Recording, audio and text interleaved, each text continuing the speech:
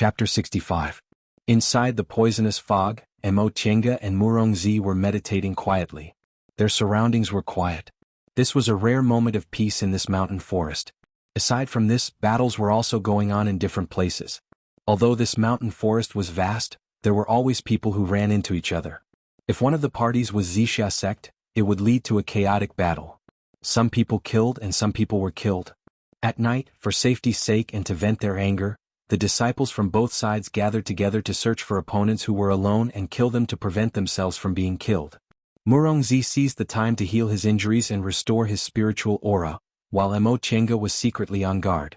Unlike her fellow disciples who came from cultivation clans and harbored hatred towards Wuxia sect, she didn't want to get involved in any disputes.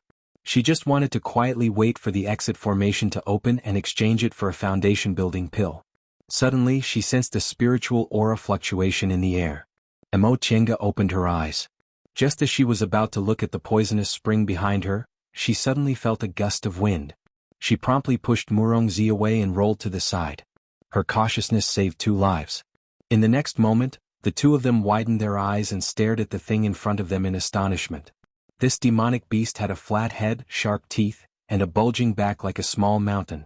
Its lower body was still in the poisonous spring, but the part that was exposed was enough for them to recognize what kind of demonic beast it was. Murongzi muttered, "Second-rank demonic beast, iron-teethed crocodile. Turns out there really is a second-rank demonic beast here." Mo Chenga pulled him back and waved her hand, summoning formation flags.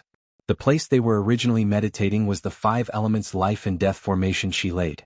As soon as the iron-teethed crocodile attacked, it entered the formation. "Senior Martial Brother Murong, what's this?" Murongzi regained his composure and said with a frown, "This is a second-rank demonic beast, equivalent to an early-stage foundation-building cultivator. We're no match for it." Before they could say anything else, the iron-teethed crocodile dashed forward and opened its mouth to bite them. The 2 of them hastily retreated. Mo Chenga waved the formation flags, and the formation discs and flags she hid underground instantly stood up. The 5 elements life and death formation began to operate. The things around its body stood up with a "pa" sound. The iron-teethed crocodile seemed to be stunned for a moment. It blinked its small eyes, but its ability to think was not enough to understand what was happening in front of it.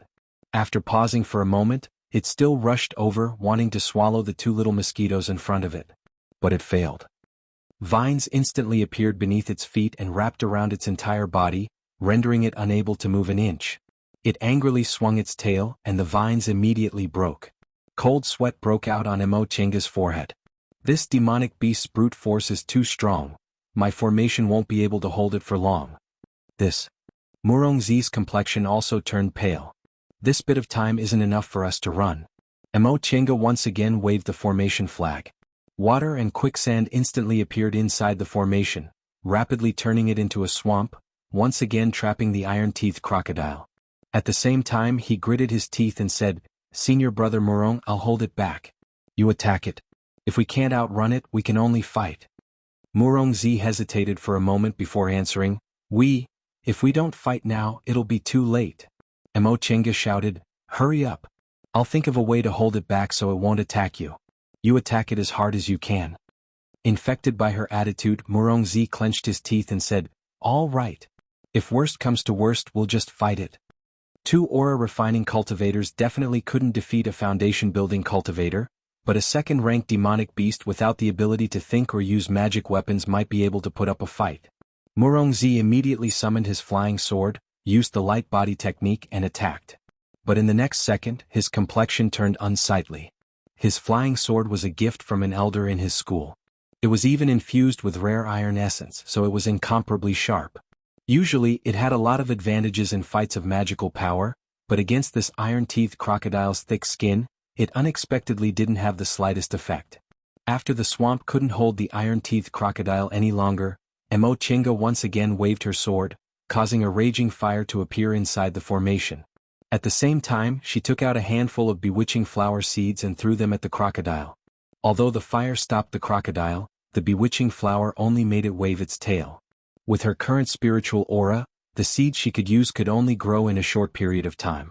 However, second-rank demonic beasts already didn't care about these kinds of seeds. With no other choice, she took out a handful of restorative panaceas. Using a formation to trap a second-rank demonic beast consumed too much spiritual aura, so she had no choice but to consume panaceas to drag it down. On the other side, Murongzi wasn't someone with an undeserved reputation. Once he saw that his flying sword was useless, he immediately swapped it for something else, a whip that glittered with a golden light. As soon as he swung the whip, it turned into a streak of golden light, emitting a loud "pa." But after he swung it, Murongzi's complexion changed again. This whip still couldn't break the iron-teeth crocodile's thick skin. After this happened a few times, Murongzi's complexion turned ashen. Not only was he unable to break the iron-teeth crocodile's defense, but his spirit tool was also damaged by its bite. As expected of an iron-teeth crocodile, its teeth were extremely sharp. Emochenga wasn't much better off. Although she was relying on the formation, her spiritual aura was being drained too quickly by manipulating this formation to resist the second-rank demonic beast's attack. She already felt that her spiritual aura was almost exhausted, so she had no choice but to grab a handful of restorative panaceas and stuff them into her mouth. With this kind of depletion speed, she was no longer afraid of wasting medicinal pills. If she couldn't survive, no matter how many medicinal pills she had, they would be useless. Use talismans. Use talismans to attack it. Emochenga shouted at the dumbfounded Murongzi. This iron-teeth crocodile had thick skin and thick flesh. The layer of hard skin on its body was comparable to armor, so she simply couldn't pierce it. She could only use spells to penetrate that layer of skin and injure it. Upon hearing her shout, Murongzi regained his senses. He took out a handful of talismans and, without any regard for the consequences, slammed them all onto the iron-teeth crocodile's head. These talismans contained spells of various elements. Sea of fire, ice, stones, quicksand and vines, all of them smashed onto the iron-teeth crocodile's head. This time the iron-teeth crocodile finally reacted.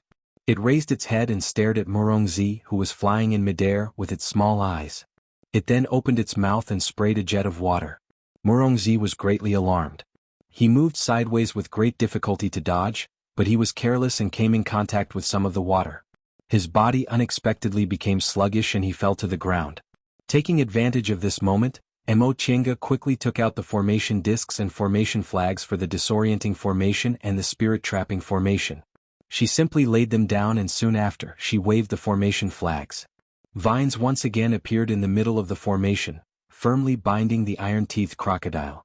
When the iron-teeth crocodile's attention returned to her side, it discovered that the spiritual aura inside its body had become slower. In a fit of rage, it couldn't care less about the other little bug and wanted to tear the bug in front of it to shreds. However, when it crawled forward, the scene in front of it changed. It actually couldn't find the existence of that little bug, so it immediately became confused. Seeing that Murongzi still hadn't crawled back up, Emochenga anxiously said, "Senior Marshal Brother Murong." As if he heard her voice, Murongzi struggled to stuff several medicinal pills into his mouth and crawled back up with great difficulty. He was already seriously injured, so it was already very difficult for him to use spirit tools and light body technique. However, he was also hit by the iron-teeth crocodile's jet of water. This was a poisonous spring, so everything in the surroundings was poisonous, let alone a demonic beast that advanced to the second rank in this place. The iron-teeth crocodile's poison was much stronger than the poisonous fog, so his injuries became even more serious. Ignoring everything else, Murongzi swallowed several healing pills to neutralize the poison and struggled to fly up. With a wave of his hand, a handful of fine flying needles flew towards the iron-teeth crocodile's eye. The iron-teeth crocodile blinked and swung its head. Some of the flying needles were flung away, while the other needles pierced the thick skin on its head. Without the slightest reaction, the needles fell down one after another. Murongzi didn't give up and continued to throw the needles. Inside the spirit-trapping formation, the iron-teeth crocodile's spiritual aura circulation became slower. In the end, the iron-teeth crocodile didn't manage to dodge the needles. With a poo sound, its eye was pierced. It instantly became furious and let out a snoring sound while facing the sky. Emochenga was delighted. She immediately stuffed another handful of restorative panaceas into her mouth, then waved the formation flag. The sea of fire inside the formation smashed down, causing the ground to shake. After being attacked by several spells, the thick skin of the iron-teeth crocodile finally showed signs of being burnt. Murongzi didn't let this opportunity slip by. He once again took out his flying sword and stabbed it towards the burnt part of the iron-teeth crocodile's skin. This time the sword stabbed solidly. It broke the iron-teethed crocodile's skin and pierced deeply into its flesh. Feeling the pain, the iron-teethed crocodile swung its tail and broke a big tree next to the spring. However, it still couldn't find where those annoying little bugs were. All it could see was the poisonous spring where it had lived for several hundred years. No matter how hard it crawled, it would always crawl back to its original spot. Blood flowed out of its eyes. Its body was in great pain from being hit by spells, and there was also something stuck in its flesh. It let out a painful grunt, but it still couldn't find those two little bugs. The only thing it could see was spells continuously smashing down on it. In the end, it couldn't hold on any longer. Another spell smashed down on it and it could no longer open its eyes. Emochinga gasped for breath. Her legs went soft and she could no longer stand and knelt down. There wasn't even a trace of spiritual aura left in her body. A second-rank demonic beast was indeed much stronger than a first-rank demonic beast. She could kill those dozens of demonic monkeys without the slightest danger using the 5 elements life and death formation, but this second-rank demonic beast. She spent so much effort and ate so many medicinal pills, yet she could only trap it. If it weren't for Murongzi's help, it would have died for sure today. Murongzi lay motionless not too far from her. Just now he practically threw out all of his talismans. Once the iron-teethed crocodile died, he fell to the ground and couldn't get up. Emochinga was a bit worried. She once again swallowed a restorative panacea, barely recovering some of her spiritual aura. She then stood up with difficulty and dragged her heavy legs towards Murongzi. Senior Martial Brother Murong. Senior Martial Brother Murong. Murongzi lay motionlessly on the ground. There was a blood stain on the corner of his mouth. Obviously he vomited because his injuries were too heavy. Emochinga clenched her teeth, took out a small reversion pill and stuffed it into his mouth.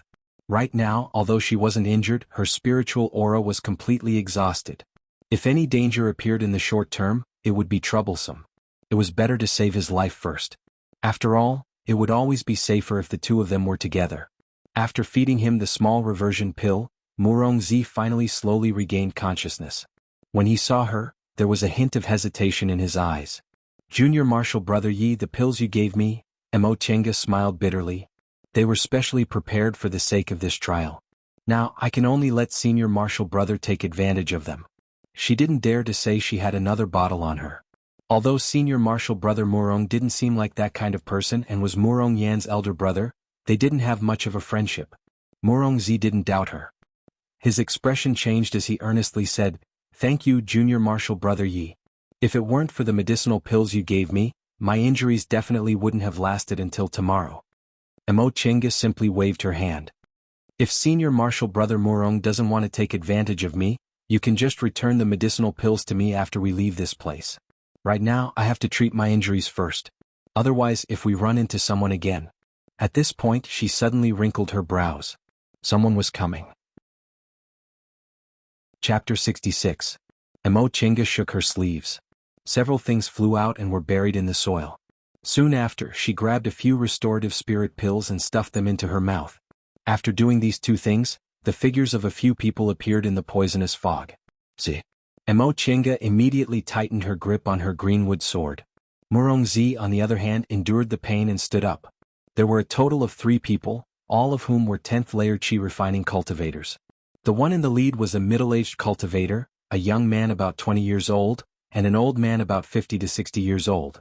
The 3 of them didn't seem easy to deal with. Since the middle-aged cultivator was the leader, he must have the highest status or the most powerful. The young man was able to reach the 10th layer of the aura refining realm at such a young age, so he must also have some skills. As for the old man, there was no need to talk about him. He had a lot of experience, so he must be the most cunning. When he and Murongzi glanced at each other, both of them smiled bitterly. He had just experienced a bitter battle, and he had actually encountered such a combination. The 3 men stood not far away, cautiously sizing them up. Both Emochinga and Murongzi secretly pretended to be indifferent and tightened their grip on their flying swords. After a while, the young man couldn't help but ask, "Senior brothers, what are we waiting for?" The old man frowned and slowly said, "Be careful." They all saw the corpse of the iron-teethed crocodile on the ground.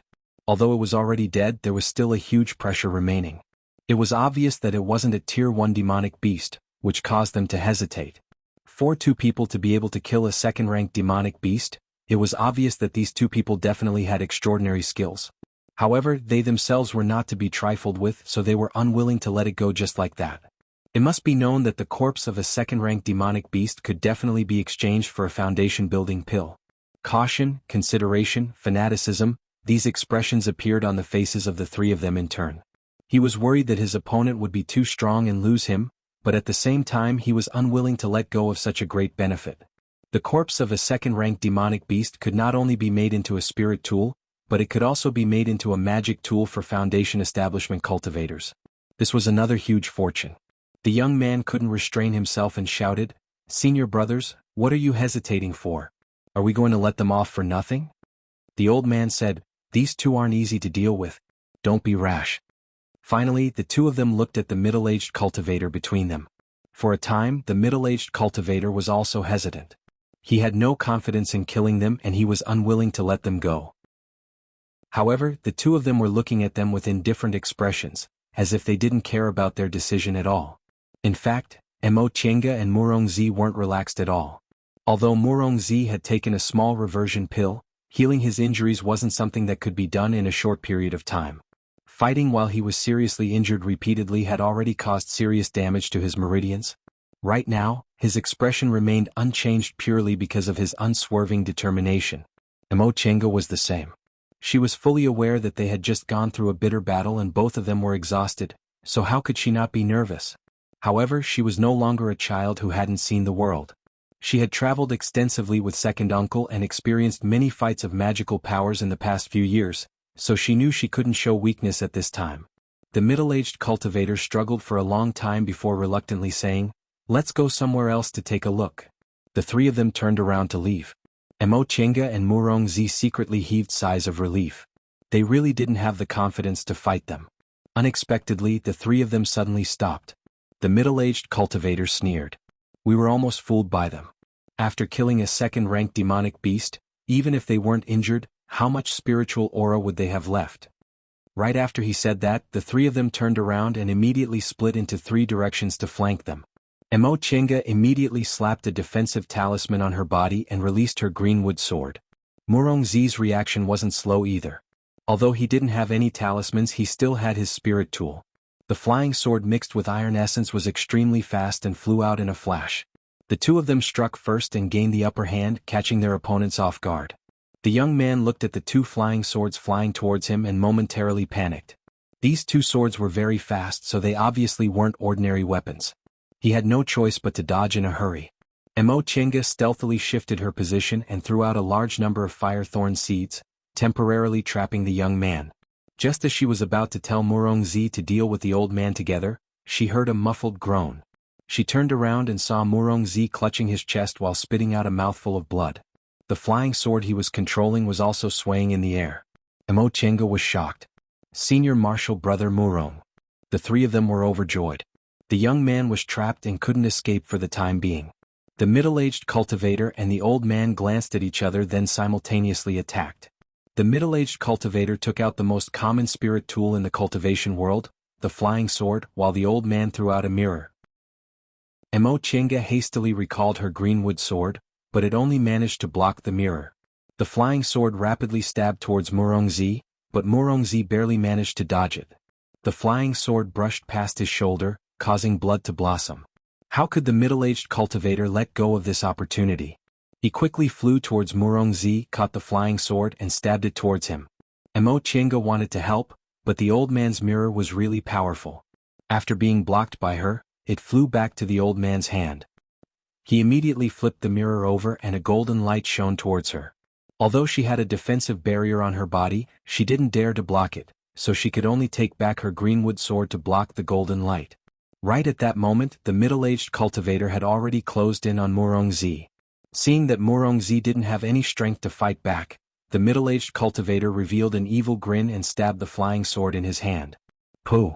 The flying sword pierced deep into Murongzi's body. Blood flowed down the blade of the sword, but at the same time, the middle-aged cultivator let out a loud, "Ah!" and let go of the sword to cover his abdomen. A flying sword pierced through his abdomen on his back. It was Murongzi's incomparably sharp flying sword mixed with iron essence. Mo Chenga's expression changed greatly, but she heard the other party shout, "Senior Martial Brother Zhang." Murongzi and the middle-aged cultivator perished together, but the other party didn't look angry. Instead they panicked. In just a short moment, one of them was trapped and the other was killed. The old man made a prompt decision. He put away the mirror in his hand, then immediately fled into the distance. Perhaps the reason he could survive until now was because he was timid. Emochenga didn't chase after him. Instead, she swung her flying sword, ending the middle-aged cultivator's life, then turned towards the remaining young man. Once the young man saw the old man fleeing, his expression immediately became very unsightly. He swung the large knife in his hand, chopping the fire brambles in half and attacking Emochenga. Emochenga had never met an opponent who used spirit tools to attack like a secular martial artist, so she couldn't react in time. Fortunately, she had defensive talismans on her, so she retreated while parrying with her greenwood sword. She wanted to counterattack, but she didn't have much spiritual aura left, so she could only retreat slowly. Seeing that she didn't dare to take his attack, the other party had a complacent expression on his face as he approached step by step. Emochenga suddenly smiled. A formation flag appeared in her hand and she waved it lightly. All of a sudden, with a pa sound, the formation flags and formation discs that were hidden suddenly stood up. The young man turned pale with fright, but he was already bewildered by the scene in front of him. Yellow sand filled the sky. It was like a desert in the far west. Apart from that, there was nothing else. This was a formation she hastily laid just now. Originally, she wasn't sure if she could use it. Fortunately, this young man was an impulsive person, so she lured him into the formation step by step. Now that he was in her formation, he was naturally at her mercy. She waved the formation flag again and the scene changed again. Spells of the 5 elements flew towards the young man in an endless stream. The young man brandished his knife to block them, but he discovered that these spells disappeared upon contact. They were simply illusions. He was so angry that he cursed loudly. Emochenga once again swallowed a restorative panacea, then grabbed a talisman. She controlled her greenwood sword and attacked the young man in the formation together. The young man thought it was an illusion again, so he didn't block them. He was immediately hit solidly and couldn't be more dead. Emochenga heaved a sigh of relief and withdrew her greenwood sword. When she thought of Murongzi, she hastily ran back. Senior Martial Brother Murong. She once again helped Murongzi up from the ground. Emochenga discovered that his breath was already very weak. He was already seriously injured. The two of them encountered the iron-teethed crocodile, and after a thrilling battle they finally killed it. Then they encountered these 3 enemies. His abdomen was pierced through. He basically relied on his last breath to kill that middle-aged cultivator, but in the end he couldn't hold on any longer and collapsed. Right now his spiritual aura was exhausted, his meridians were damaged, and his dantian was also pierced through. He simply couldn't be saved. Murongzi slowly opened his eyes and said with difficulty, "Junior? Martial Brother Yi." Emochenga nodded. "I'm here." Murongzi spat out a mouthful of blood. Emochenga hastily supported him. She pressed her palm against his and channeled spiritual aura into his body. This made Murongzi feel a bit better. He showed a faint smile and said in a weak voice, "I know. I can't hold on anymore. Please, do me a favor." Emochenga promptly nodded. "Senior Martial Brother Murong, please speak." Murongzi pulled out his Chinkuan bag with difficulty and gasped for breath. "In our clan, the one with the most hope is Xiaoyan. Please, give the demonic beast and the flying sword I killed to her." He closed his eyes and said, "As for the rest, I'll give it to Junior Martial Brother as a souvenir." As he spoke, blood kept flowing out of his mouth and he firmly held onto Emochenga's sleeves. Upon hearing his last words, Emochenga sighed inwardly. "Rest assured, Senior Martial Brother. I'll bring the things there." Murongzi smiled, but his eyes were filled with unwillingness and sorrow. He finally loosened his grip, his head tilted and he breathed no more. Emochenga was stunned for a long time before she regained her composure. Although she didn't have any friendship with Murongzi, she still felt sad. This was the omnipresent death of cultivators. Not long ago, although Senior Martial Brother Murong was seriously injured, he was still talking cheerfully and full of confidence. But in the blink of an eye he became a corpse. She wiped her face, erased this sadness, then stood up to clean up the scene. In any case, she had to continue living. Building her foundation, forming her gold core, forming her nascent soul, she had to live happily. First, she removed the Chinquan bags and weapons from the 3 corpses, then burned the corpses clean. She only put Murongzi's ashes in a jade box.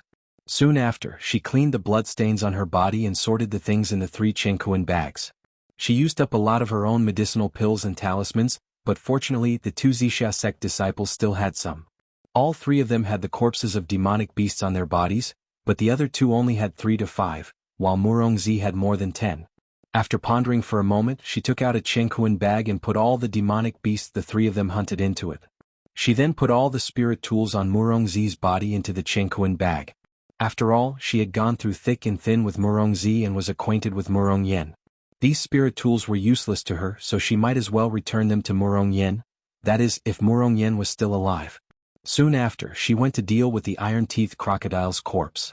This iron-teeth crocodile's carcass was a valuable material for refining tools. While she was cleaning up, she found the flying needles Murongzi left behind. These flying needles were sparkling and transparent, almost traceless. They were indeed good for sneak attacks. She then put all of them into her Chenkuan bag. After she finished sorting everything and replenished her spiritual aura inside the formation, Mo Chenga decided to leave the poisonous spring. That old man from Wuxia sect had escaped, so who knew if there would be anyone else coming. It would be better for her to find another place to hide. Mo Chenga couldn't help but sigh when she turned around to look at the poisonous spring. Not long ago they were talking cheerfully and wittily, but now they were already a pile of ashes. Chapter 67. She entered the valley at 7 a.m. yesterday, so it was now 1:15 a.m. Mo Chenga calculated that she still needed 6 hours to leave the valley. A lot of things could happen in 6 hours and a lot of people could die. She needed to be more cautious. The exit formation would be opened in the center, and the more central the area was, the more dangerous it would be. Mo Chenga thought for a long time before she decided to wander around the periphery. Once the formation opened, she would go to the center. Moreover, she had to use her divine sense at all times. Not only did she have to avoid people, but she also had to avoid demonic beasts. This was somewhat difficult, but it was still safer than staying in the poisonous spring. Who knew whether that old man from Wuxia sect would call his fellow disciples or not? After all, the corpse of a second-ranked demonic beast was very attractive to aura-refining cultivators like them. In the east of this forest there was a 300 feet tall waterfall. In the southwest there was a high mountain. In the north there was the cliff they came down from, and in the northwest, near the cliff, was the poisonous spring. The only way to leave this forest was to the northwest of the poisonous spring. However, the poisonous spring was an extremely dangerous existence. Not only were there demonic beasts that lived in groups, but there was also a poisonous fog that filled the air. There were also unknown dangers in the deep water, so no one would think of leaving from there. Therefore, nearly 1,000 aura-refining cultivators were in this forest. Even though this forest was very large and it wasn't easy to meet friends, it wasn't difficult to meet people. An hour after leaving the poisonous spring, Mo Chenga had already met several groups of people. What Murongzi said was true. The 3 groups had already formed teams to guard against danger and to kill enemies. In order to avoid these people, she spent a lot of effort. Her breath-concealing technique was only passed down from Yi clan's records, so it couldn't be considered brilliant. However, because the spirit-concealing Jade pendant not only concealed her physique but also had spiritual aura-gathering and purifying effects, the effects of her spells were somewhat enhanced. Because she knew her limits, she was even more cautious. Whenever she sensed someone from afar, she would immediately avoid them. Along the way, she could clearly see the fierceness of the battle. More than once, Mo Chenga saw traces of fights of magical powers, charred trees, cracked ground, and congealed bloodstains. Every dark red puddle on the ground perhaps represented the end of a life. Sometimes they would come across corpses that had not been disposed of. Some of them were dressed in purple, some in yellow, and some in green. The frozen expressions on their faces were all hatred and fear. Occasionally she would see familiar faces. They were fellow disciples or sisters she had met in the sect. Fortunately, there weren't any fellow disciples that she could call friends with. Later she gradually became numb to it. No matter what kind of marks she encountered, she could turn a blind eye to them. Nevertheless, despite being so careful, she was still discovered by the 2 Wuxia sect disciples. With the greenwood sword guarding her side and several talismans in her other hand, Mo Chenga discreetly observed her surroundings. Among the 2 people besieging her, one was a robust man whose physique wasn't inferior to Louis Dao's, and the other was a beautiful young married woman. The young woman was in the 10th layer of the aura-refining realm, and the burly man was in the 9th layer of the aura-refining realm. Moreover, both of them seemed to be very experienced in fights of magical powers. One in front of the other in the back, they blocked her way. The surrounding trees were very dense, and the two directions that the two of them were blocking were the easiest points to break through. Emochenga couldn't help but frown. It seemed escaping was impossible, so she could only kill them. However, these two people had silently surrounded her, so they might not be easy to deal with. She had to think of a way to deal with them. After sizing her up, the robust man uttered an "eh" and said, "Wife, this brat seems to be the one old man Chin mentioned." Old man Chin? Emochenga pondered for a moment. Could he be the old man from Zixia sect who ran away from the poisonous spring? However, she didn't expect the two people in front of her to be husband and wife. This young married woman's cultivation level was high and she was beautiful, but she actually chose such a crude man whose cultivation level wasn't obvious as her Dao companion?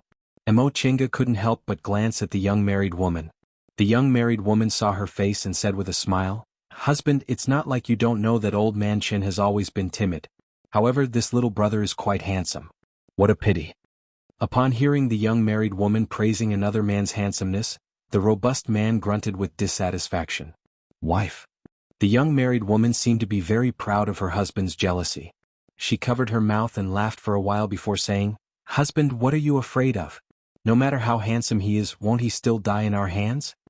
The robust man felt her words were reasonable. He chuckled and said, "Wife, you're right." He then turned towards Emochenga and glared at her. "Brat, hand over your life."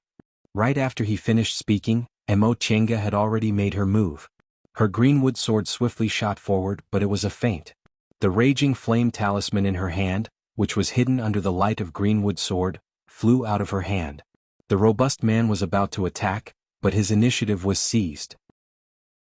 He immediately became furious and brandished the spirit tool in his hand, aiming to hit greenwood sword.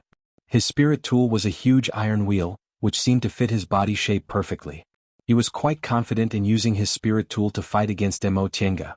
Unfortunately, Emochenga's real killing move wasn't on her spirit tool. Greenwood sword retreated after being hit. After the iron wheel repelled greenwood sword, it still fiercely rushed towards Emochenga. At the same time, the young married woman behind her also opened an umbrella and threw it at her. Emochenga didn't panic. The raging flame talisman had already arrived. With a loud bang, the robust man let out a blood-curdling scream. Just as the iron wheel and the umbrella were about to reach her, Emochenga's figure suddenly disappeared into thin air. In the next moment, Emochenga appeared in front of the robust man. She thrust the greenwood sword in her hand, ruthlessly stabbing the robust man's chest. The robust man let out a shrill scream before he suddenly fell to the ground, no longer breathing. "Husband!" the young married woman screamed and rushed over. Emochenga used light body technique to jump and avoid the umbrella.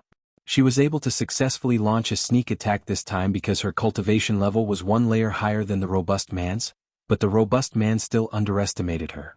Pretending to be a pig to eat a tiger was indeed the most useful trick in the cultivation world. This young married woman seemed to have deep feelings for her husband. When she realized her husband was no longer breathing, she angrily rushed towards Emochenga, wishing she could tear Emochenga's body into 10,000 pieces. Nevertheless, Emochenga didn't plan to fight her head-on. Her enemy had obviously lost her mind, so she didn't want to die together with her. Talismans and spirit tools were continuously thrown at her. Emochenga only dodged them by relying on light body technique. It wasn't until the other party was obviously so angry that she couldn't control herself that Emochenga threw the greenwood sword, talismans, and a handful of seeds at her. Seeing that Emochenga was using the same method to deal with her, the young married woman was furious. She patted a defensive talisman on her body and used the umbrella to block Emochenga's attack. Her other hand grasped a handful of talismans and was about to throw them at Emochenga. But she didn't have the chance. Before she could throw the talismans, she felt pain in her body. The hand holding the umbrella powerlessly slipped and she fell to the ground. After confirming that the two people were dead, Emochenga collected their things and dealt with their corpses. She didn't stay for even a moment and ran away. This fight of magical power seemed to go very smoothly. In just a moment she finished dealing with the two people, but in fact her losses weren't small. In order to deal damage to that burly man, she had used up 5 or 6 flame talismans, which was equivalent to dozens of spirit stones. Moreover, she had also used a priceless invisibility talisman, which second uncle had spent a lot of money to buy. She killed the young married woman while she was panicking. It seemed like she used the same method she used to attack the burly man, but in fact she mixed the talismans with the sparkling and translucent flying needles left by Murongzi. That was why she was able to silently break through the young married woman's umbrella and defensive barrier. Although she had a lot of experience in fights of magical power, this was the best time she had ever achieved her predetermined goal. She made a decision in a split second and immediately attacked without making any mistakes. In the blink of an eye she gained the upper hand. Emo Chinga carefully reviewed this fight in her mind. She was in a calm and focused state, grasping all the details in her hands, making the most correct decision in a split second and hitting the target with one strike. She wanted to remember this feeling. This was the best state for fights of magical power. Someone else was in front of her. Emo Chinga turned around, but she didn't run far before she sensed several people's breaths not too far from her. She had no choice but to restrain her breath, find a tree, jump on it, and hide herself. The first group to pass by was a mixed group of people from Jindao School and Yunwu sect. Emo Chinga didn't plan to go out and greet them. With so many people together, it would be very easy for them to be discovered, and it would also be easy for them to fight. Although it would be safer with more people, more disputes meant more chances of death. These people passed by very quickly. Emo Chinga pondered for a moment and decided not to come down. Instead, she continued to sit on the top of the tree with her breath restrained and took out the Chenkuan bag she obtained just now. The seeds in her hands were already used up, but there were still a lot of talismans and medicinal pills in the Chenkuan bags of these Wuxia sect disciples. There were also several good spirit tools. However, for aura refining disciples, spirit tools that hadn't been refined by themselves weren't easy to use and could only be used as backups. In addition, the flying needles left by Murongzi were quite useful. Controlling these flying needles required divine sense rather than spiritual aura, so aura refining cultivators couldn't use two spirit tools at the same time. If these flying needles were used well, very few aura refining disciples would be able to defend against them. After putting away the things that were useful for fighting, Emo Chinga jumped down from the tree and continued to move forward. She hadn't gone far when she was startled. There were a lot of corpses on the ground. There were disciples from all three cultivation groups. When she saw the faces of those dead Yunwu sect disciples, she realized that they were the ones who just passed by. As it turned out, they actually ran into another group of Wuxia sect disciples and perished together. Emo Chinga shook her head and collected these people's Chenkuan bags. She then set a fire and burned all the corpses. On her way here, at least 50 to 60 people had died, and there were still many places she hadn't been to. She was afraid that after 4 hours, less than half of the people would be able to leave this place alive. Thinking up to this point, she couldn't help but sneer. Wuxia sect probably didn't expect this, right? Merging Yunwu sect and Jindao school resulted in the loss of countless high-level aura refining disciples. Among these people, they were the group of aura refining disciples with the highest hopes of building their foundation. As a result, the number of foundation building cultivators in the next 100 years would be greatly reduced. They wouldn't be able to become the 8th cultivation group. On the contrary, their strength would be much weaker. Therefore, she wasn't the least bit afraid of being punished for killing people. Because at that time, they would discover that they couldn't afford to lose aura refining disciples. Chapter 68. In the dense forest, a figure was flying. She didn't stop until she couldn't sense the breaths of other cultivators behind her. What bad luck. Emo Chinga covered her chest with her hand. She felt the aura inside her body surging and felt very regretful. It was all because she was too careless. She thought she was very safe after laying a formation in her hiding place. As a result, the spiritual aura fluctuation of the formation was discovered by a group of people from Wuxia sect, who planned to surround her. She was able to escape this time thanks to the several escape talismans she had and the formation that helped her resist for a while. Otherwise, if she had to face 5 or 6 people who were coming at her aggressively, she probably wouldn't even have ashes left. Her aura was a bit unstable for a while after she used the escape talisman forcefully in the encirclement. She swallowed an aura-nourishing pill and looked up at the starry sky. It seemed to be the hour of the yin now. There were still more than 2 hours left before the exit formation would open. With the fierce melee, there were fewer and fewer people alive and more fighting scenes. Along the way, all she encountered were corpses, not people. Thinking of this, Emo Chinga shook her head and smiled bitterly. She didn't care about what happened to other people. It was good enough that she could save her own life. At this moment, she felt the aura inside her dantian was still unstable. She hesitated for a moment and finally found a tree with luxuriant branches and leaves. She jumped on it and restrained her aura completely. She didn't lay a formation, nor did she use her divine sense. She just quietly adjusted her aura. Although she wasn't seriously injured, if she didn't adjust her aura, it would be very disadvantageous for her if she encountered an enemy again. She didn't want to use the escape talisman again to escape, lest a minor injury turned into a serious one. As time passed, no one came to this place. It seemed that there were indeed not many cultivators alive in the forest. Chenga sighed inwardly. After experiencing several life and death battles, she felt more and more indifferent. Even death couldn't easily move her. Perhaps, after seeing it many times, she felt it wasn't a big deal. There were so many deaths on the path of cultivation. If she didn't get used to it, how could she go further on the road to immortality? She was glad that she could adapt so quickly. Her aura gradually stabilized and she breathed a sigh of relief. There seemed to be a demonic beast nearby. She could vaguely hear its roar, but obviously no one wanted to catch it now. The more people died, the more likely it was for the survivors to obtain the foundation-building pills. Moreover, killing others and directly obtaining the spoils of war was much faster than slowly killing them one by one. Even she herself had obtained many demonic beasts that were killed by others. The 2 cultivators she killed in the poisonous spring, the husband and wife who besieged her, and the group of people who perished together with her, in addition to the 20 to 30 demonic monkey corpses on her body, she basically didn't need to take out all of the demonic beast corpses to obtain a foundation-building pill. Therefore, she didn't want to cause any trouble. Just because she was used to death did not mean that she would kill. As long as others did not offend her, she would not make a move. Thinking of this, she smiled bitterly. Sure enough, he had become a cold and heartless person. All of a sudden, the sound of light footsteps entered her ears. Chenga opened her eyes. She didn't use her divine sense, so she didn't notice him until he came close. Then, through the branches and leaves, he vaguely saw several pairs of feet. It seemed like there were 3 people, 2 men and a woman. The woman's footsteps were staggering, which was very strange. She tilted her head but didn't move. She continued to hide. In a situation where she couldn't even protect herself, it was better not to meddle in other people's business. The voices of these people came from below. "Big brother, why did you walk for so long?" This voice was very young and sounded very impatient. Another voice, which was slightly lower, answered, "How would I know?"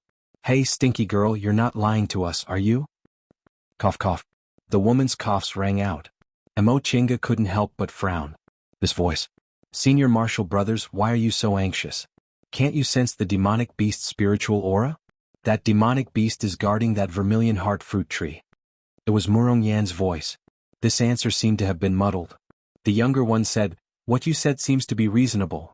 As the footsteps gradually faded away, Chenga muttered to herself for a moment, then quietly slipped down from the tree and quietly followed them. The cultivation levels of these 2 male cultivators couldn't be considered high. One was in the 8th layer of the aura refining realm, while the other was in the 9th layer. They actually survived until now and were even together with Murong Yan. Moreover, based on their conversation, it seemed they wanted Murong Yan to take them to find some vermilion heart fruit. She had never heard of this kind of spiritual fruit. Could it be some kind of mystical fruit? Chenga shook her head and denied this idea. If it really was some kind of mystical fruit, Murong Yan should have gone to pick it a long time ago. Why would she wait until now? She must have been caught by these 2 men and used those words to deceive them. Chenga quietly approached them and carefully observed the situation. Sure enough, Murong Yan's hands were tied and her body was injured. The 2 male cultivators were Zixia sect cultivators. One was in his 20s while the other was in his 20s. They soon found the demonic beast's location. Soon after, she saw the 2 men fly into a rage and pull out their spirit tools. "Stinky girl, you actually dared to deceive us brothers." However, Murong Yan was also very quick-witted. She desperately dodged to the side and cleverly startled the demonic beast. She then hid behind the 2 men and the demonic beast pounced on them. This demonic beast was a first-rank giant ape. Although its cultivation level wasn't obvious, its skin was thick and its flesh was extremely strong.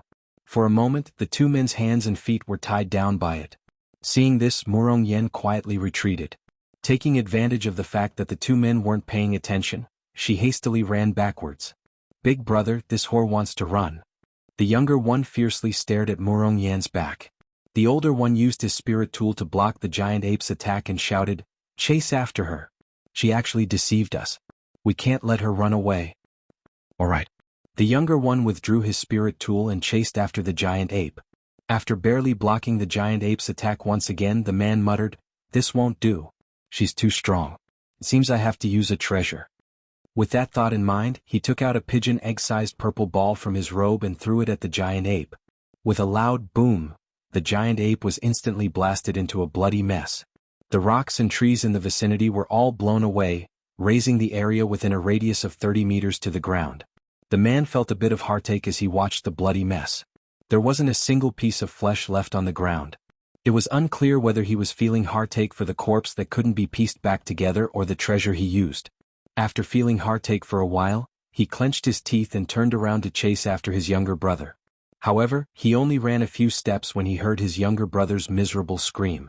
Startled, he hurriedly ran forward. Third brother. Third brother. Before long, he found his younger brother lying on the ground and there was no one around him. Emo Chinga pulled Murong Yen and ran madly. She only stopped when she could no longer sense that person's breath. Murong Yen looked at her gratefully. Junior Marshal Brother Yi, thank you. Fortunately I met you. Otherwise Emo Chinga shook her head and said with a smile, Senior Marshal Sister Murong, you don't have to be so polite. It was nothing. She paused for a moment then asked curiously, Senior Marshal Sister, what happened? Emo Chinga's question made Murong Yen smile bitterly. She shook her head and said, it's all because I didn't like cultivating before. This time I really suffered a lot. I ran into Zixia sect's disciples several times, but every time I narrowly escaped. Later I ran into them. They wanted to kill me but I lied to them that there was a strange plant here. Sure enough it was like that. Emo Chinga nodded. What was that thing in that person's hand? How could it be so powerful? About that, I'm also not very clear. Spirit tools don't seem like spirit tools and magic weapons don't seem like magic weapons. It seems to be a kind of special object refined from the soul of demonic beasts and a lightning spell.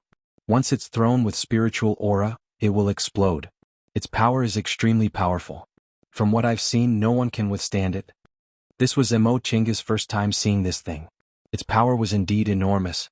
Perhaps no aura refining cultivator could withstand it, so she chose to run. After all, she didn't want to lose her life. When she saw Murong Yen, Emo Chinga couldn't help but think of Murong Zi. She hesitated for a moment, but in the end she still decided to think about it after they got out. Danger was everywhere now. If she suddenly found out that her elder brother had died, she was afraid her emotions would fluctuate and affect the fight of magical powers. Emo Chinga asked, Senior Marshal Sister Murong, what do you plan to do next? Upon hearing Emo Chinga's question, Murong Yen showed a bitter smile. I won't hide it from Junior Marshal Brother Yi. Before I came here, I was full of ambition and was determined to fight for a foundation-building pill. Only now do I realize that I didn't know the immensity of heaven and earth. I don't have any regrets now. I just hope to get out of here safely. In the future, I'll cultivate diligently before thinking about other things. Emo Chinga nodded inwardly upon hearing what Murong Yen said. It seemed Murong Yen really understood. This was good. Murong Zi's painstaking efforts weren't wasted. Junior Marshal Brother Yi?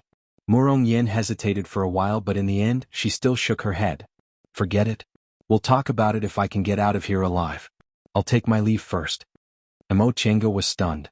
Senior Marshal Sister Murong, you're not coming with me? Murong Yen suddenly turned her head.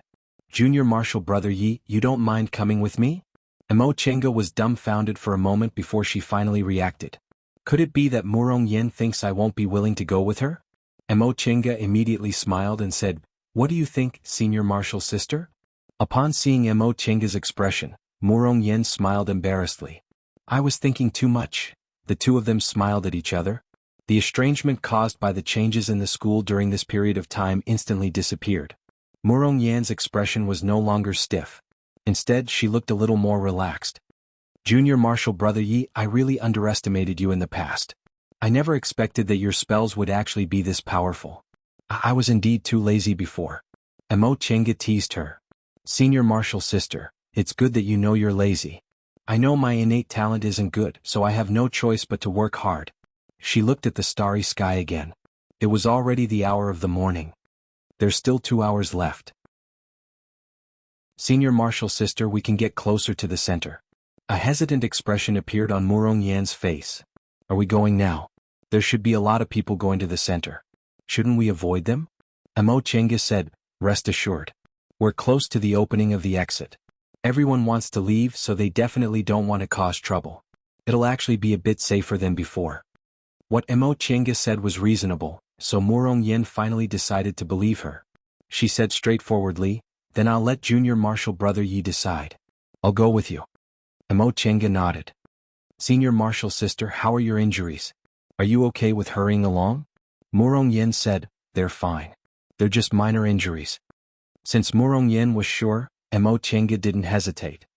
"Then let's go." The two of them used the light body technique and hurried towards the center. The closer they got to the center, the more people there were.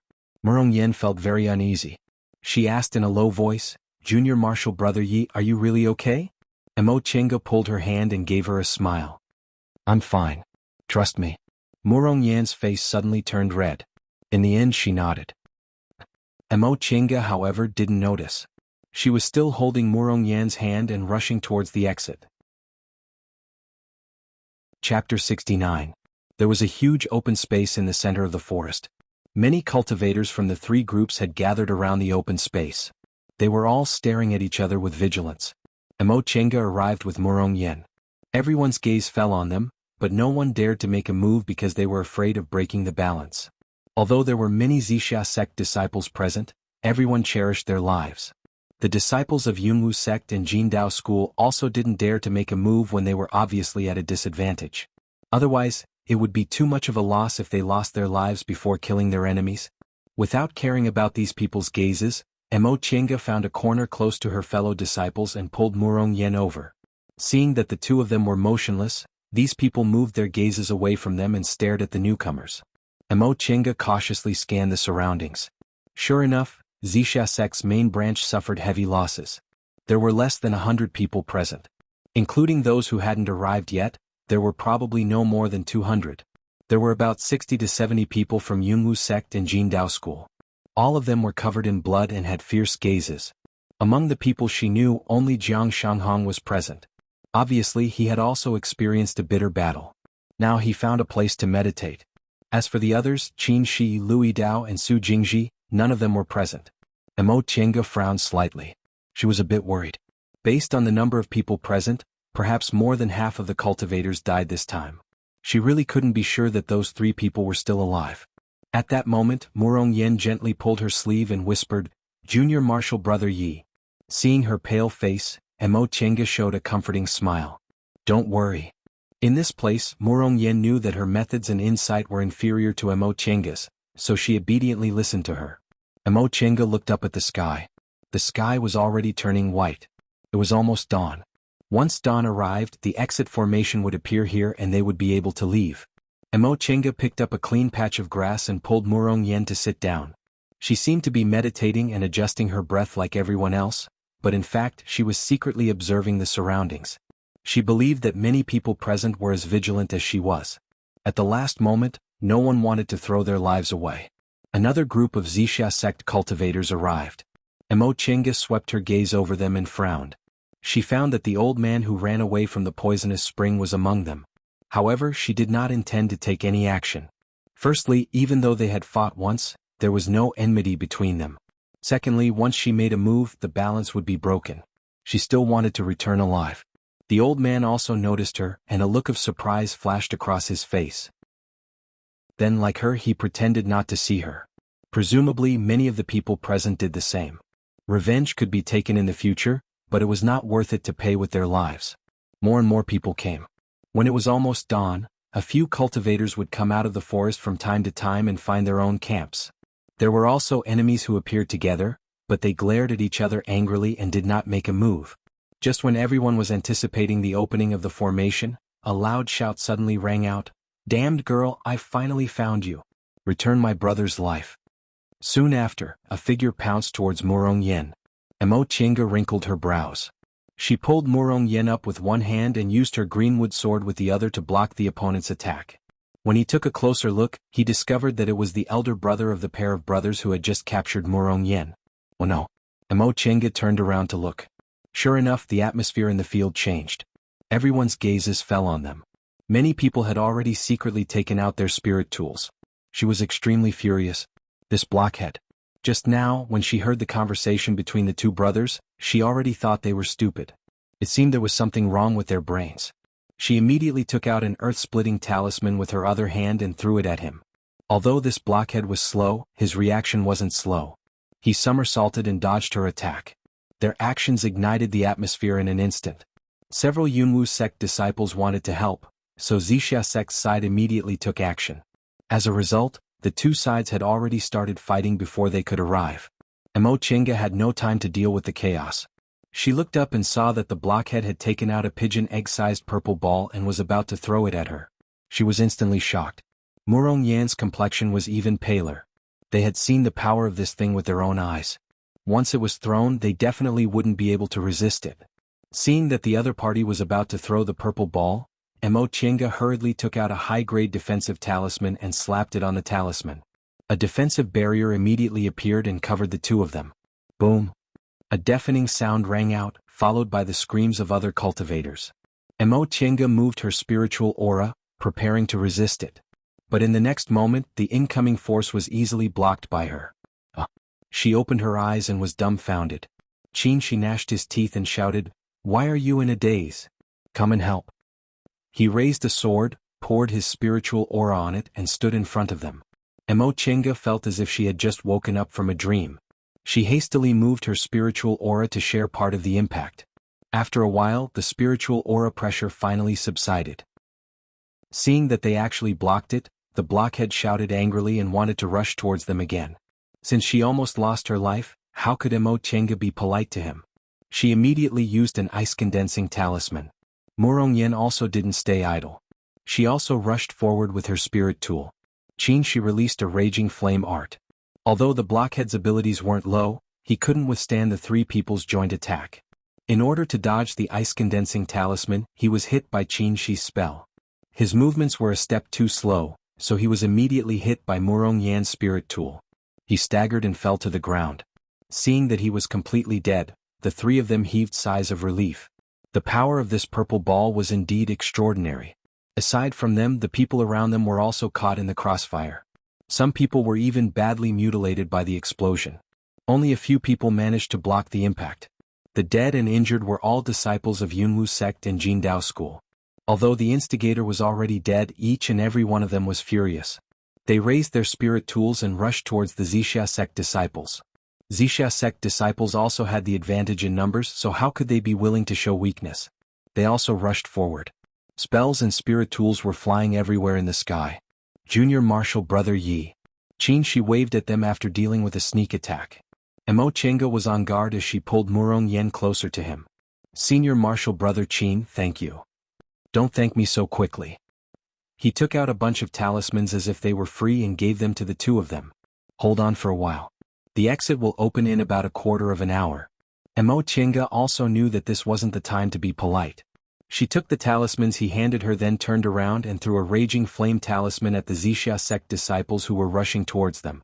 This battle royale had the largest number of participants since the start of the day and night. It was also the most intense one. Spells, talismans and spirit tools were flying everywhere. It was hard to tell whether they were on their own side or the enemy's side. They couldn't even dodge and could only use spells and talismans to resist. In the end, the three of them had no choice but to stick a defensive talisman on each of them to resist all kinds of attacks. Eventually, a white light shone in the center of the open space. This white light became brighter and brighter until it slowly formed the shape of a formation. It was overflowing with light and vibrant colors, and it was full of spiritual aura.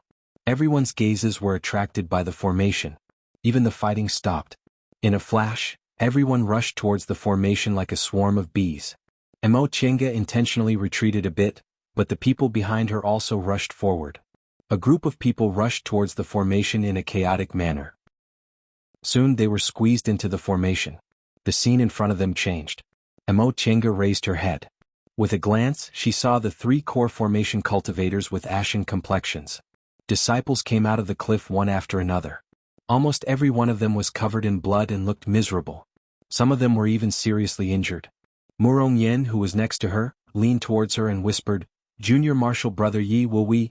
Mo Chinga shook her head and whispered back, "Don't worry."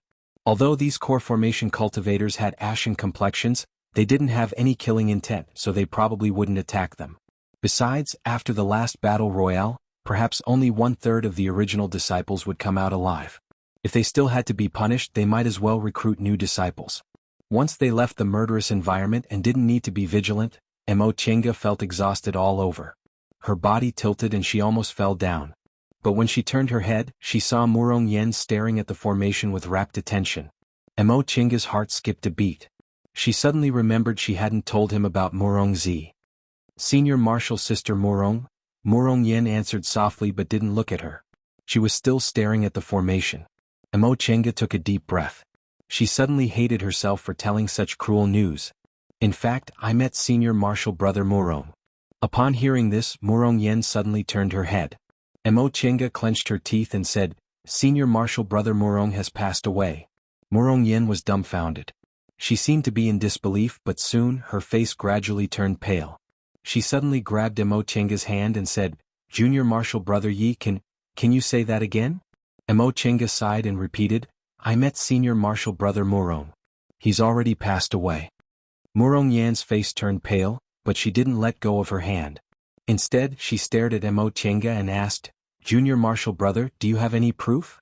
This time, Mo Chenga didn't say anything. She just handed Murong Zi's Chenkuan bag to her. Murong Yen took it with trembling hands and opened it eagerly. When she saw those familiar spirit tools, she finally looked sad and let go of her hands to cover her face. Although she wasn't responsible for Murong Zi's death, he died while they were fighting against the enemy. Mo Chenga felt very uncomfortable seeing Murong Yen so sad. She patted her shoulder and shook his head. He seemed to be comforting her that this wasn't her responsibility. She forced a smile but she didn't feel any better. Senior Martial Sister, don't be sad. Senior Martial Brother always wanted you to build your foundation. You. At this point she couldn't continue speaking. How could a few dry words of comfort compare to the sadness of losing a loved one? After a long time, Murong Yen finally put down her hands. There were no tears on her face. Her face was pale and her expression was gloomy. She used to be a charming and lovely girl, but after a series of blows recently, she was no longer as bright and beautiful as before. I'm sorry, Junior Martial Brother Yi. It's not that I don't believe you, but I understand. Mo Chenga took out a jade box and handed it to her. This is Senior Martial Brother Murong's ashes. Senior Martial Sister, don't be too sad. The dead are gone, so you should live better. Murong Yen accepted the jade box and the Chenkuan bag.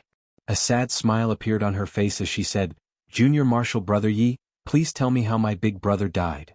Mo Chenga said, Senior Martial Brother Murong and I happened to run into each other. He was attacked by someone and was seriously injured. While he was still recuperating, we ran into a second-rank iron-teeth crocodile, then we ran into 3 other people. In the end, Senior Martial Brother Murong couldn't hold on any longer and died together with one of them.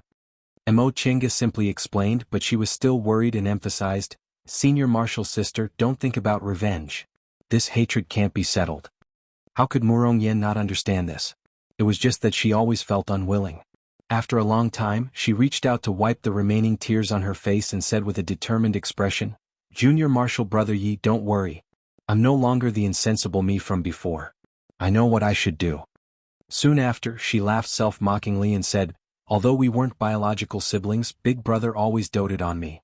No matter what I wanted, he always thought of a way to get it for me. Now, he thought of a way to get me foundation-building pills, but I never expected the price would be his life. Chapter 70. The development of the matter was just as Mo Chenga expected. The person who came up with this idea originally thought it would be an opportunity for the disciples of the 3 groups to communicate, but he didn't expect it would turn into an opportunity to kill each other. Because of this, the nascent soul grandmaster of Zixia sect flew into a rage and almost killed the person who came up with this idea. However, it was already a long time before these aura-refining disciples learned about this. On the day they finished their test, the 3 core formation grandmasters were livid. After hearing the disciples' reports, they sent several foundation-building disciples to clean up the mess.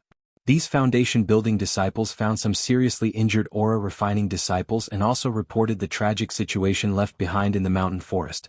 Soon after, the core formation grandmasters discussed something, but they didn't say anything. They just took them back to the sect and ordered them not to go down the mountain. After Senior Martial Brother Zhou inquired about it, he told them not to worry and finally appeased some people. During this test, their courtyard lost a lot of people. Mo Chenga's house was considered good. Out of 5 people, 4 came out alive. The one who didn't come out was Su Jingji. Louis Dao was seriously injured, but in the end he still survived. Su Jingji, on the other hand, disappeared. No one knew who killed him or where his body and ashes were. There was no trace of him. In this disaster, many people disappeared like this, but they didn't expect Su Jingji to be one of them. After receiving confirmation, Su clan's people came to clean up his things. Thus, Su Jingji's traces completely disappeared from this house. Soon after, the sect head announced the results of this test. Just as they guessed, there was no investigation or disposal. Instead, he directly announced the distribution of foundation-building pills. In this test, no more than 100 Yunwu sect disciples came out alive, but 40 of them obtained foundation-building pills. Reportedly, because the elite disciples suffered heavy losses, the nascent Soul Grandmaster of Wuxia sect decided to distribute more foundation-building pills, hoping to produce more foundation-building cultivators among them to make up for this loss. The 4 people in Mo Tianga's house, including Murong Yen, were among them. However, this news didn't make Mo Tianga happy. Murong Zi's death and Su Jingji's disappearance made her feel unprecedentedly lost. She remembered Su Jingji's irritable appearance before the test that day. In fact, she had a bad premonition that day, but she didn't think too much about it. She never expected it would be an eternal farewell. Junior Marshal Brother Yi. Mo Tianga, who was leaning against a tree, raised her head and saw Qin Shi standing in front of her with a wine bottle in his hand. She forced a smile and took it. Qin Shi also sat down next to her, and the two of them drank in silence. It was an autumn afternoon. The sunlight seeped through the leaves and shone on the body, making people lazy and unwilling to move. The surroundings were quiet, and only the distant waterfall added a little liveliness. Thinking back to a month ago, there were 8 people chatting here, a group of people ordering her around. But now, Su Jingji was dead, Lui Dao was seriously injured, Wang Qinyi was married far away, Shenbing used her beauty to seduce people, Murong Yen was determined to cultivate assiduously, and Senior Marshal Brother Zhou was busy with his future. The only one who could come here and sit with her was Qin Shi. Senior Brother Qin. If you build your foundation, what will you do? Of course it's to continue cultivating. Why do you ask? Mo Tianga shook her head. She couldn't tell why she was feeling so vexed. I just don't understand. What's the purpose of cultivating in the end? What was the purpose of cultivation? 80% of the people in the cultivation world would answer this question without hesitation. To live a long life. But what was the purpose of living a long life? Fighting each other like this, causing countless deaths and injuries? For the sake of living a long life, why didn't they care about life at all? Qin Shi thought about it seriously, but he didn't answer. He just shook his head and slowly talked about something irrelevant. I was born in a noble family in the secular world. However, because I was from a branch family, I was never valued and was always bullied by others. I don't know why, but ever since I was a child, I felt that I was different from others. I didn't want to fight for favor with my brothers, and I didn't have any interest in playing. I only focused on studying. When I was 8 years old, a guest came to our manor. He was said to be our ancestor, and he seemed to be an extraordinary person. He was already several hundred years old, but he didn't look old at all. In front of him, even the most dignified clan master didn't dare to utter a word. Then I was brought to him. After he tested my spiritual roots, he told the elders that he wanted to take me away. At that time, I was still young and didn't know what I was looking forward to. I just suddenly felt that maybe this was the path I wanted to walk. At this point, he turned around and smiled. Sure enough, my premonition was correct. I walked on a completely different path from my brothers in the manor. I'm still young now, but those brothers and sisters of mine have already turned into dust. Why do we cultivate?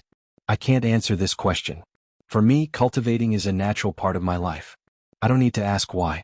I just want to walk on this path. His quiet narration made Mo Tianga feel very calm. His experiences had also allowed her to see herself in him. Just want to walk on this path. Is that it? She pressed her forehead and said in a low voice, I don't know why I walked on this path. I was young and intelligent, so I knew how to read people's faces. I was used to the fickleness of human nature, and I always felt pain in my heart. At that time, I only hated myself for knowing these things and why I couldn't be like other children. Later, when I met second uncle, I realized I was really different from other children. Cultivation? I also don't know why, but second uncle told me that without strength there's no freedom.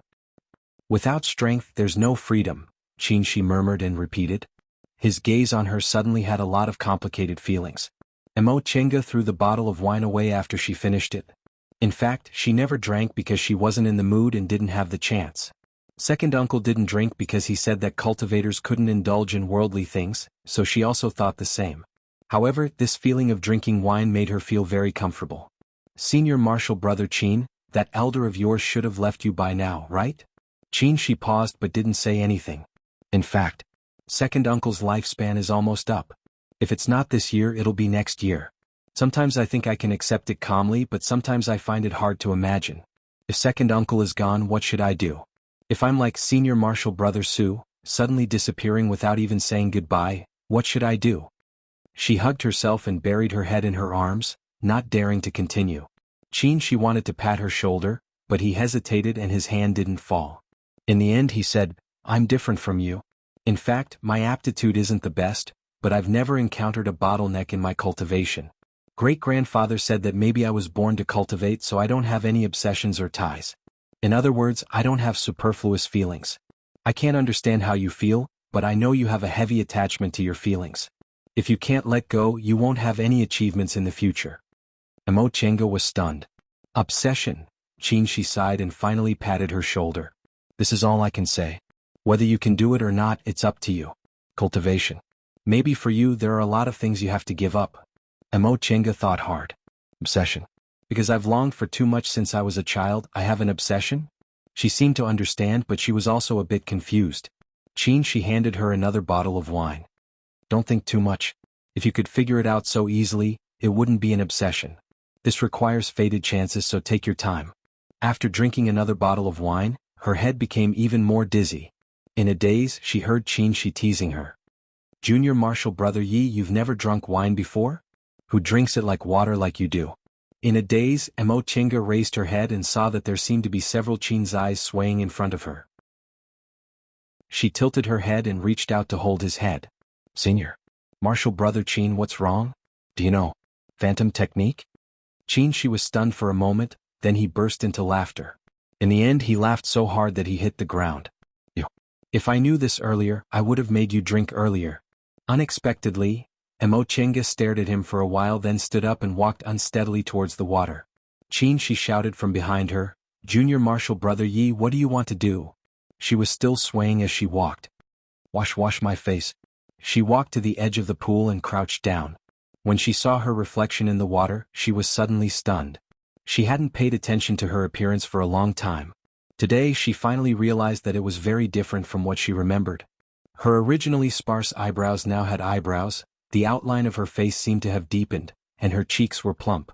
She already had the appearance of an adult. Although her head was still muddled, she was still frightened because her face looked more and more like a woman's. Junior martial brother Yi, are you done? Hearing the voice behind her, she hurriedly held the water to wash her face, but the face she saw was still bright and beautiful. She was afraid Qin, she would discover her, so she didn't dare to look back. She panicked and thought, could it be that someone has noticed me? Junior martial brother Yi? Her foot slipped and she suddenly lost her balance and fell into the pool with a plop. Junior martial brother Yi. This scene made Qin, she dumbfounded. After a while he saw Emo Chenga struggling in the water, so he finally regained his composure. He sprang up and instantly grabbed her, who was floating in the water, and went back to the shore. He couldn't help but shake his head. Junior martial brother Yi, you've really drunk yourself silly. As a cultivator you actually drowned.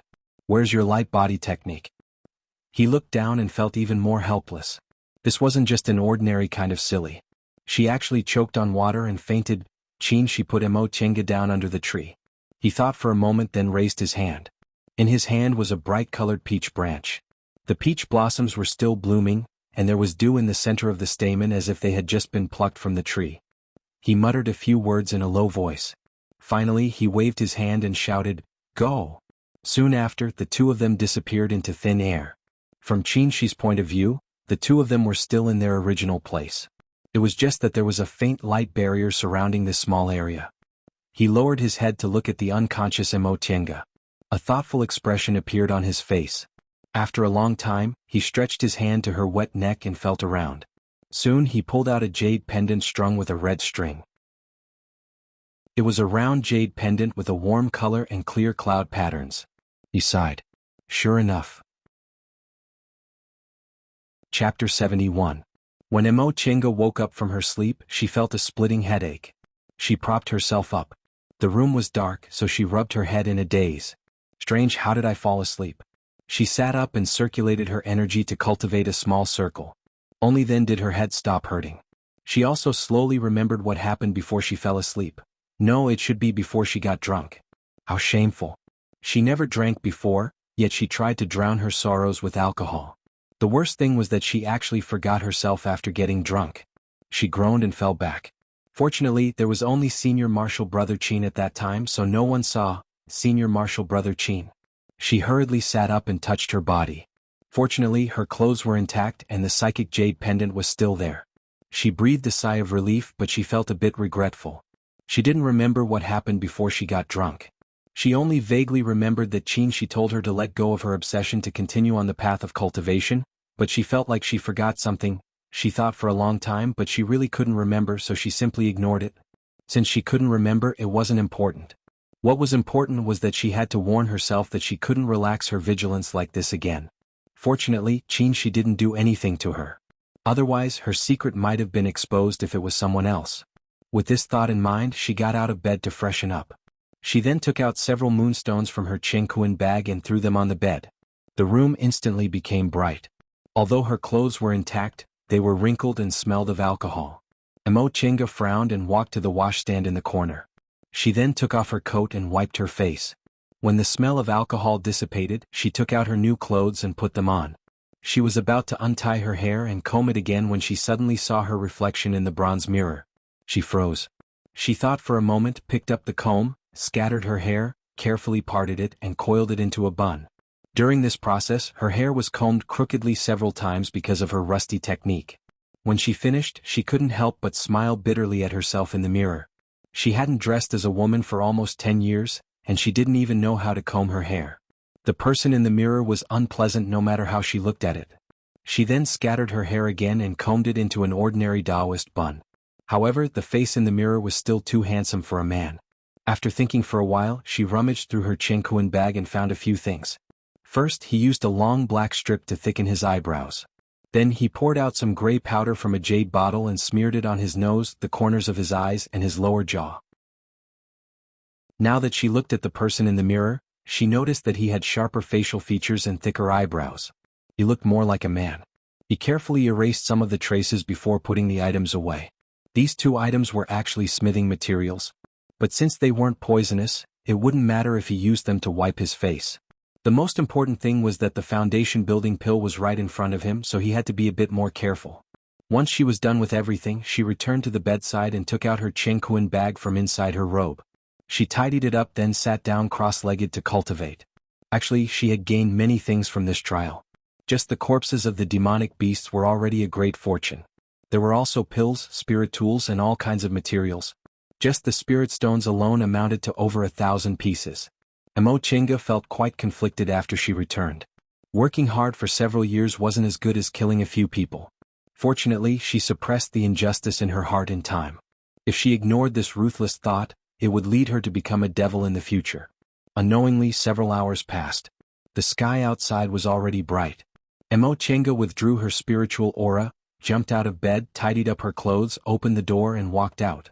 Outside the hall, she was sitting in his usual position, drawing talismans. When he heard her voice, he didn't even raise his head. Junior Marshal Brother Yi, you finally woke up. Thinking about yesterday, Emo Chenga felt a bit uneasy. Seeing that his expression wasn't abnormal, she finally felt relieved and said, "What's wrong?" To get the foundation building pill. She put away his brush and paper. When he turned his head, he was stunned. His reaction made Emo Chenga a bit nervous. Was the makeup on my face too obvious? After a while, she shook his head. I'm really muddle-headed. I feel like you're a bit different today, but I can't see what's different. Emo Chenga felt a bit relieved. She smiled dryly. How could it be? Aren't we getting the foundation building pill? Let's go. She nodded. The 2 of them walked out together. While walking behind them, Emo Chenga secretly wiped her sweat. Originally, the 4 of them always moved together in this room. Now that Su Jingji wasn't here and Louis Dao was being treated by the foundation building seniors in the North Peak because of his serious injuries, this room suddenly became a lot more deserted. If this wasn't the case, she wouldn't necessarily be so close to her. It was only because the others were gone that they had no one to talk to except each other. The south peak of Mount Yunwu was still the same as before. The morning light shone faintly and a cool breeze caressed their faces. However, two of the people who used to travel with them were missing. Emo Chenga sighed softly. When they reached the steward's hall, there were already a lot of people waiting in line. The two of them obediently waited outside. Soon it was Emo Chenga's turn. She walked in and handed over her identity tablet. After the identity tablet was verified, she left a spiritual aura imprint on another jade slip before she cautiously took a jade bottle from the steward's martial uncle and carefully put it away. It wasn't an exaggeration to say that this was the lifeblood of aura refining disciples. The other disciples who received the foundation building pill were all ecstatic, but she was still relatively calm. When she also received the foundation building pill, the two of them went back together. Senior Martial Brother Qin, you've reached the peak stage of the aura refining realm for quite some time, right? Do you want to enter closed door meditation immediately? I should. What about you, Junior Martial Brother? I'd better wait for a while. I haven't reached the peak stage of the aura refining realm yet. It won't be too late to enter closed door meditation after I'm a bit more confident. That's good too. After they returned, Emo Chenga and Qin went back to their respective rooms. Emo Chenga stayed in her room for a while before she opened the door again, preparing to go down the mountain. After receiving the foundation building pill, this matter was officially over. The prohibition against disciples leaving the monastery without permission was also lifted. She naturally had to go down the mountain to see second uncle first. However, since she just received the foundation building pill, she was afraid she'd be targeted by others, so she pretended to come back to pack her things before setting foot on the road down the mountain. She first went to Yunwu Sect's shop to exchange the spirit stones she consigned for medicinal pills. She also sold the demonic beast corpses she obtained this time. During this period of time, there would be a lot of people selling demonic beast corpses, so she wasn't afraid of being too conspicuous. On the other hand, when the shop assistant saw the pile of corpses, he felt great admiration. This assistant was also a disciple of Yunwu Sect, so he naturally knew about the competition this time. Since there were so many demonic beast corpses, the person who obtained them must be someone with superb skills. Therefore, he didn't dare to be negligent and respectfully gave her the spirit stones. Emo Chenga took the bag of spirit stones. She didn't count it and just threw a spirit stone as a reward. After that, she returned to second uncle's small courtyard after making many turns. Second uncle. A cough came from inside the room. Emo Chenga pushed the door open and saw an old man with a face full of wrinkles on the bed. She revealed a smile and said, "Second uncle, I'm back." Yi Jiang raised his eyelids and looked at her for a long time with his cloudy eyes. He then coughed and said with a hoarse voice, "Xiaodan, you're not injured, are you?" "I'm fine." Emo Chenga hastily shook her head and sat on the small stool beside the bed.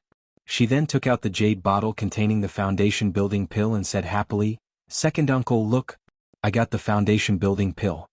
Seeing the jade bottle, Yi Jiang took it with trembling hands. He opened the jade bottle and sniffed it. He then closed his eyes and nodded. "Yes, this is the foundation building pill. Xiaodian, you've worked hard." Emo Chenga repeatedly shook her head. "I'm just lucky. There was an accident in this test, so it was much easier to distribute the foundation building pills." Yi Jiang showed a loving smile and looked at her with pity. "Do you think second uncle doesn't know what happened?" "Forget it. It's good that you came out alive." His reproachful tone was actually warm and caring. She held second uncle's already withered hand and smiled sincerely. "Second uncle, you don't have to worry. I'm very powerful now. I diligently cultivate every day and I've also learned how to fight against others. I won't be soft-hearted anymore. Second uncle, I'm telling you, in this test." After spending 2 hours, Emo Chenga rambled on about what happened in this test. Yi Jiang smiled as he listened.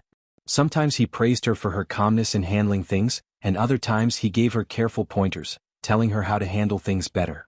Emo Chenga felt she gained more from this conversation than she did from her own experience. With this thought in mind, she felt a bit depressed. If it wasn't for second uncle, what would she do? When she finished talking, Yi Jiang sighed and said, "Xiaodian, you've really grown up from the way you handled things this time." Second uncle is relieved. "Even if you can't build your foundation this time, you're still young.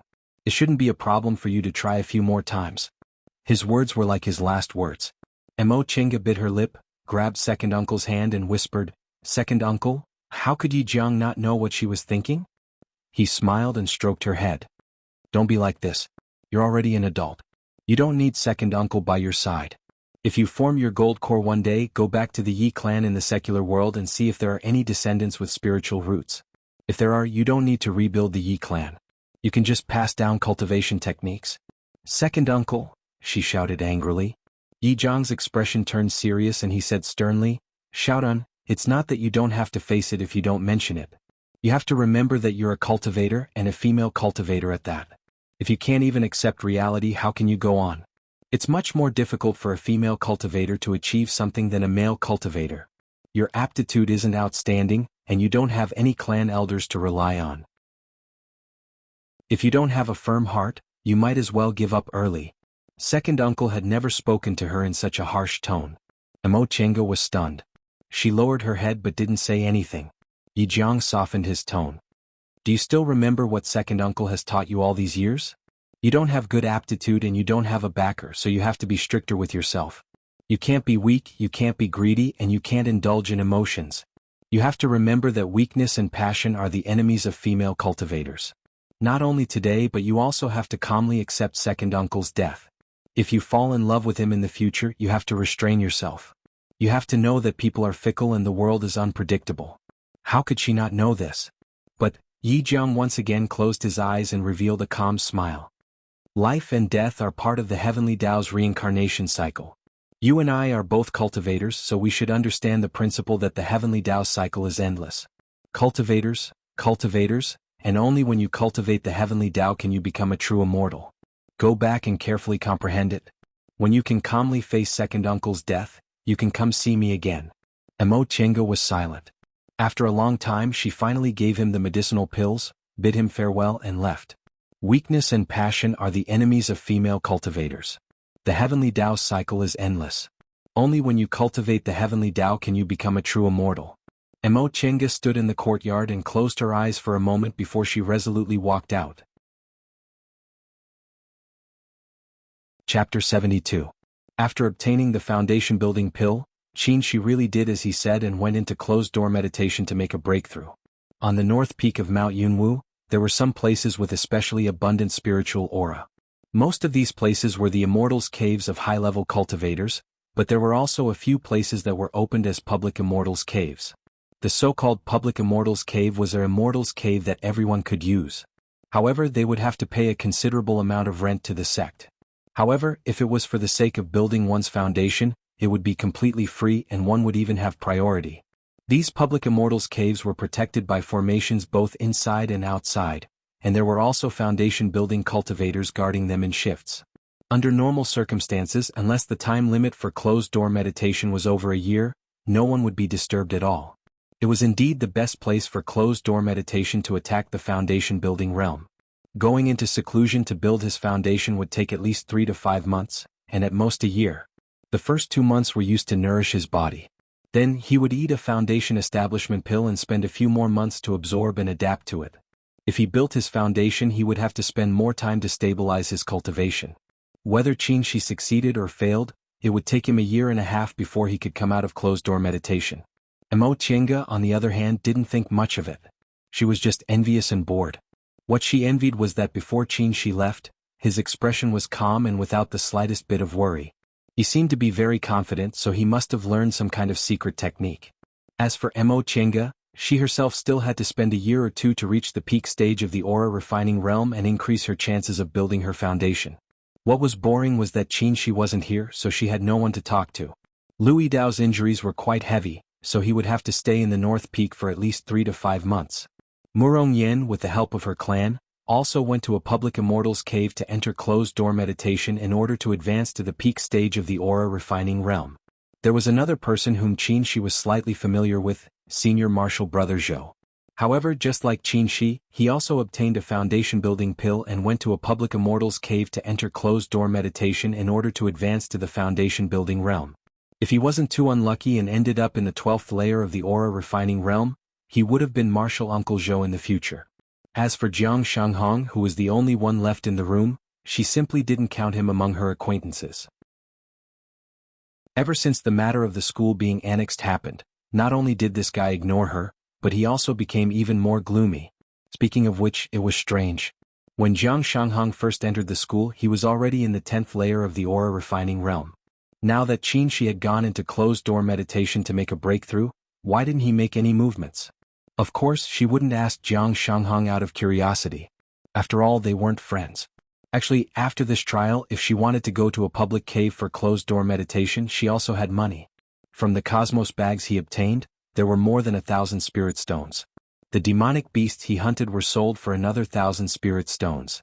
In addition, some unimportant materials and spirit tools were sold for several hundred spirit stones. Altogether, there were more than 3,000 spirit stones. Coupled with medicinal pills, some spirit tools that weren't convenient to sell, and possibly useful materials, she was now unprecedentedly rich. She wasn't inferior to ordinary foundation building cultivators at all. However, she felt that it was better to keep a low profile. She didn't even take out the corpse of the iron-toothed crocodile.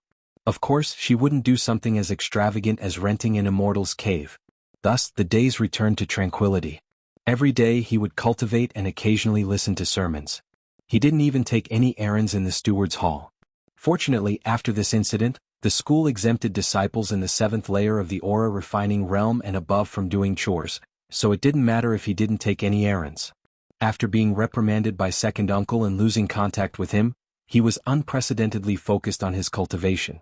Coupled with the large amount of medicinal pills he consumed, it only took him 3 months to reach the aura refining perfection stage.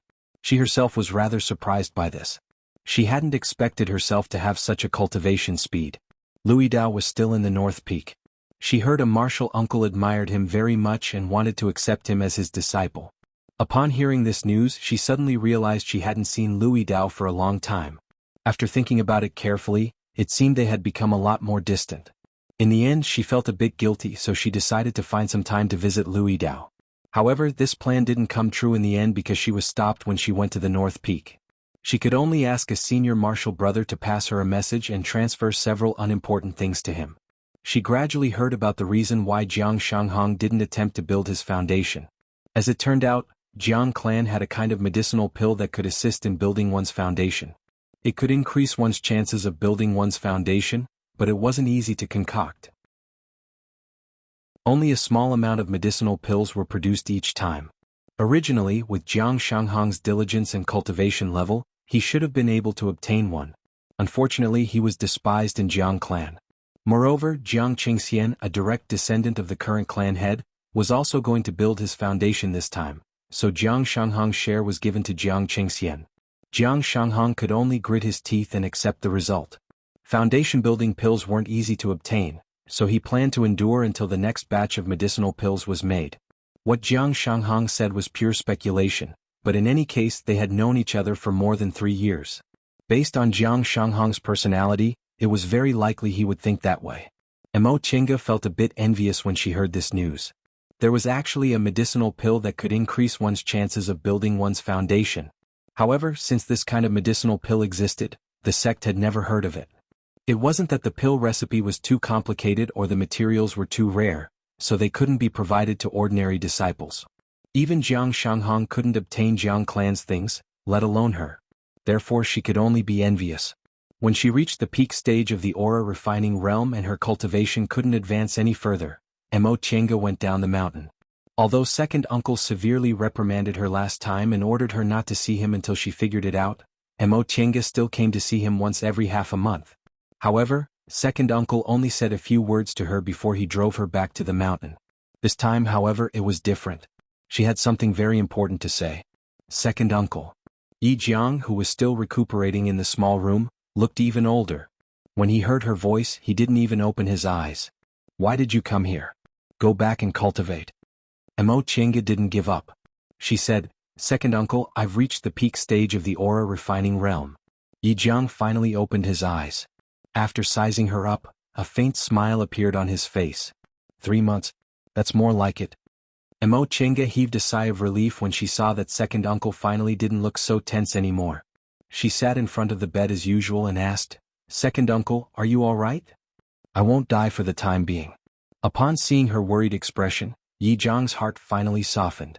He said slowly, Second uncle's injuries have been very good recently. I reckon he can hold on until next year. Mo Qingge lowered her head in silence. This was indeed good news.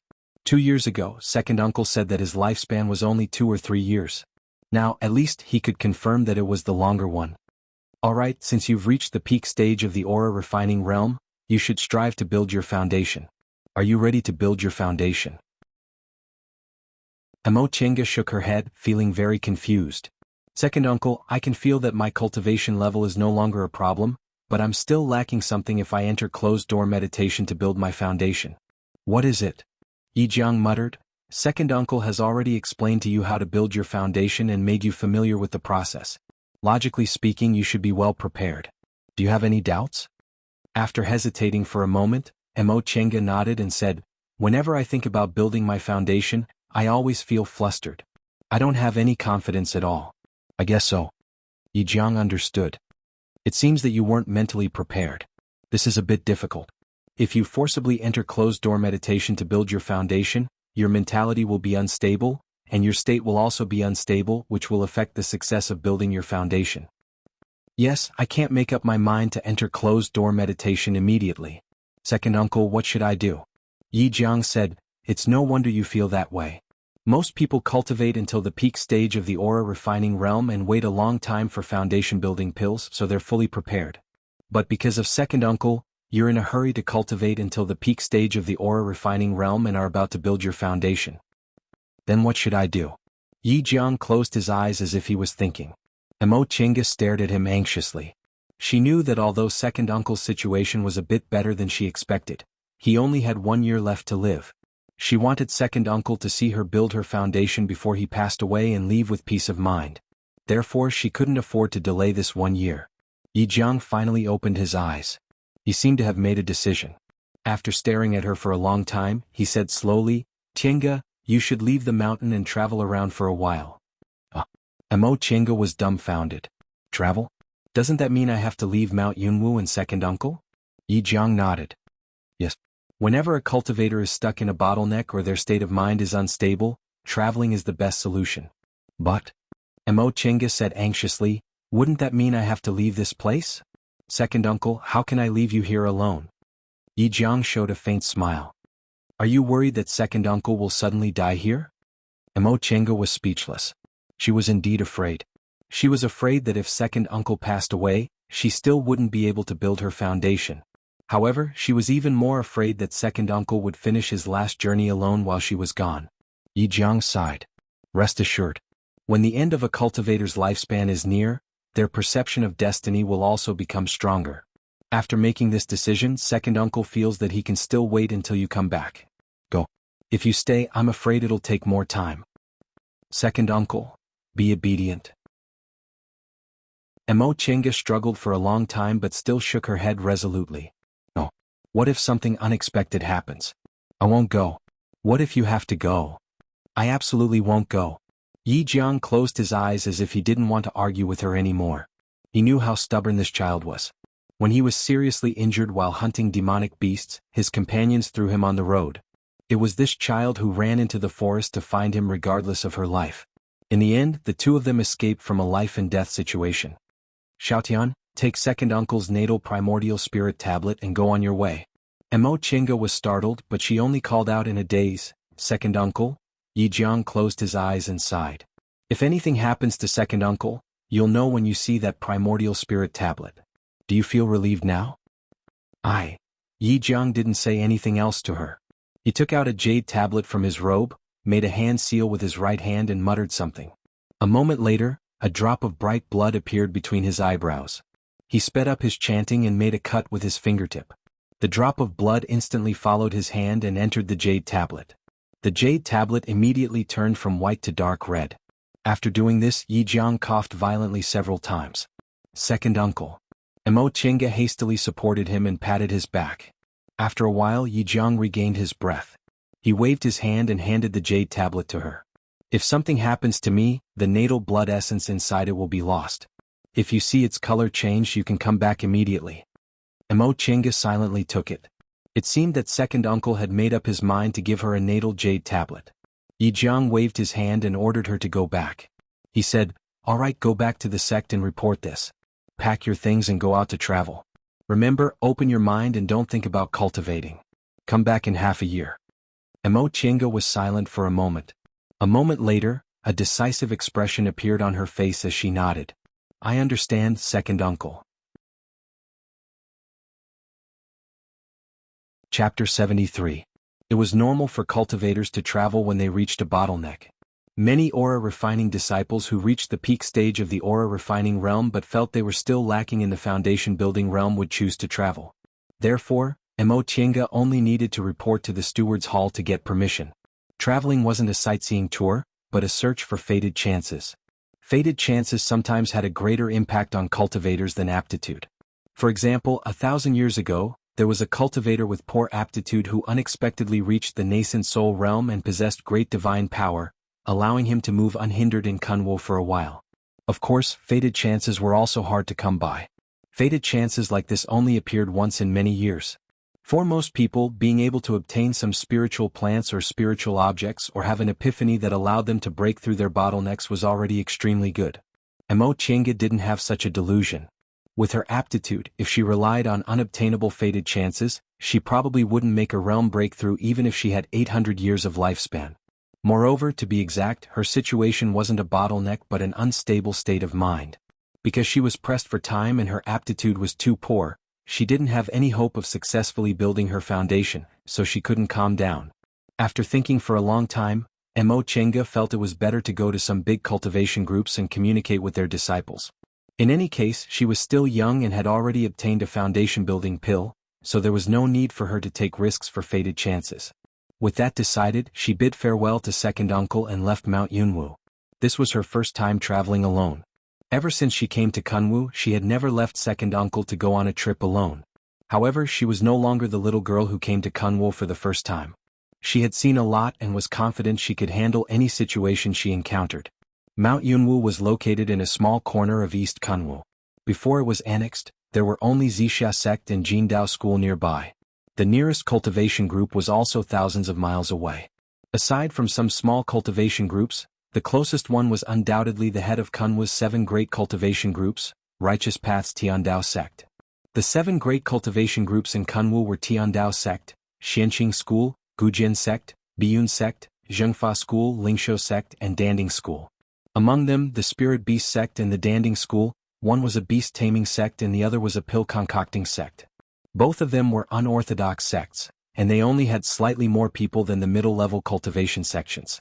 However, because these 2 sects were quite skilled in beast-taming and pill-concocting, their sects were much stronger than the middle-level cultivation sections.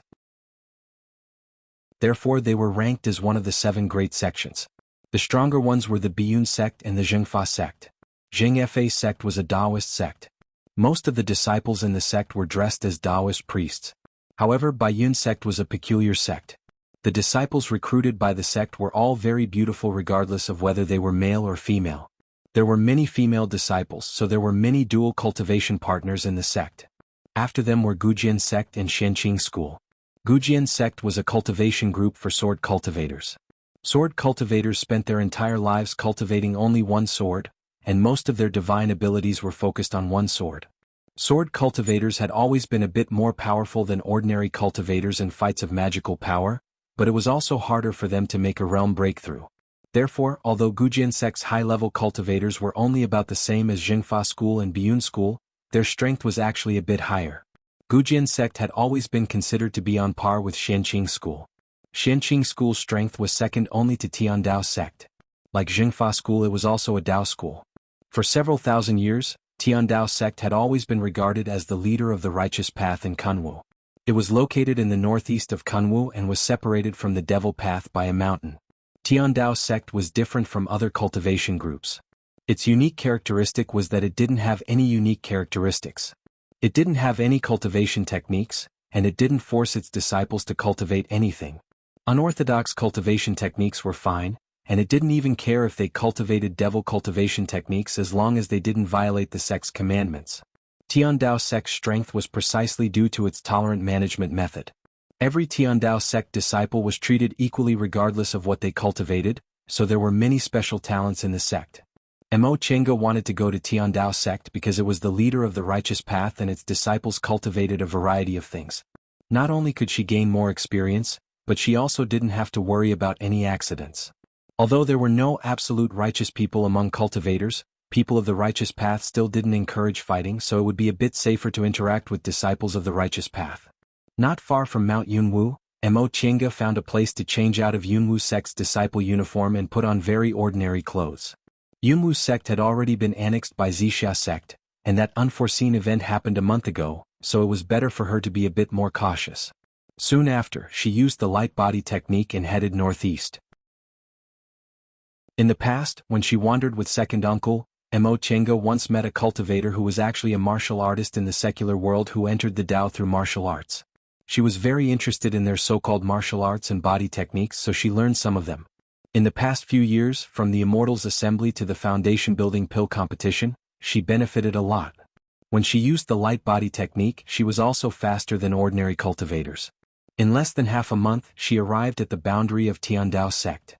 Tiandao sect's sphere of influence was very large. This area already belonged to it. In fact, there were only a few small cultivation groups attached to it in the surrounding area. However, the market square here was very special. It actually held a Dao assembly at a fixed time and invited foundation building cultivators from Tiandao sect to participate. Anyone could participate in this Dao assembly as long as they paid the entrance spirit stones. Moreover, they could raise questions to the cultivator giving the lecture and discuss the Dao with each other. Mo Qiange was very interested in this Dao assembly. Since the entrance fee wasn't expensive, she waited here. In addition, she also sold some spirit tools that weren't convenient to sell near Mount Yunwu in batches. Because the flow of people here was quite complicated and it was quite a distance from Mount Yunwu, these spirit tools were sold smoothly and earned her a lot of spirit stones. After coming out of a shop, Mo Qiange turned a corner and took off her robe. She changed her appearance and revealed her true appearance.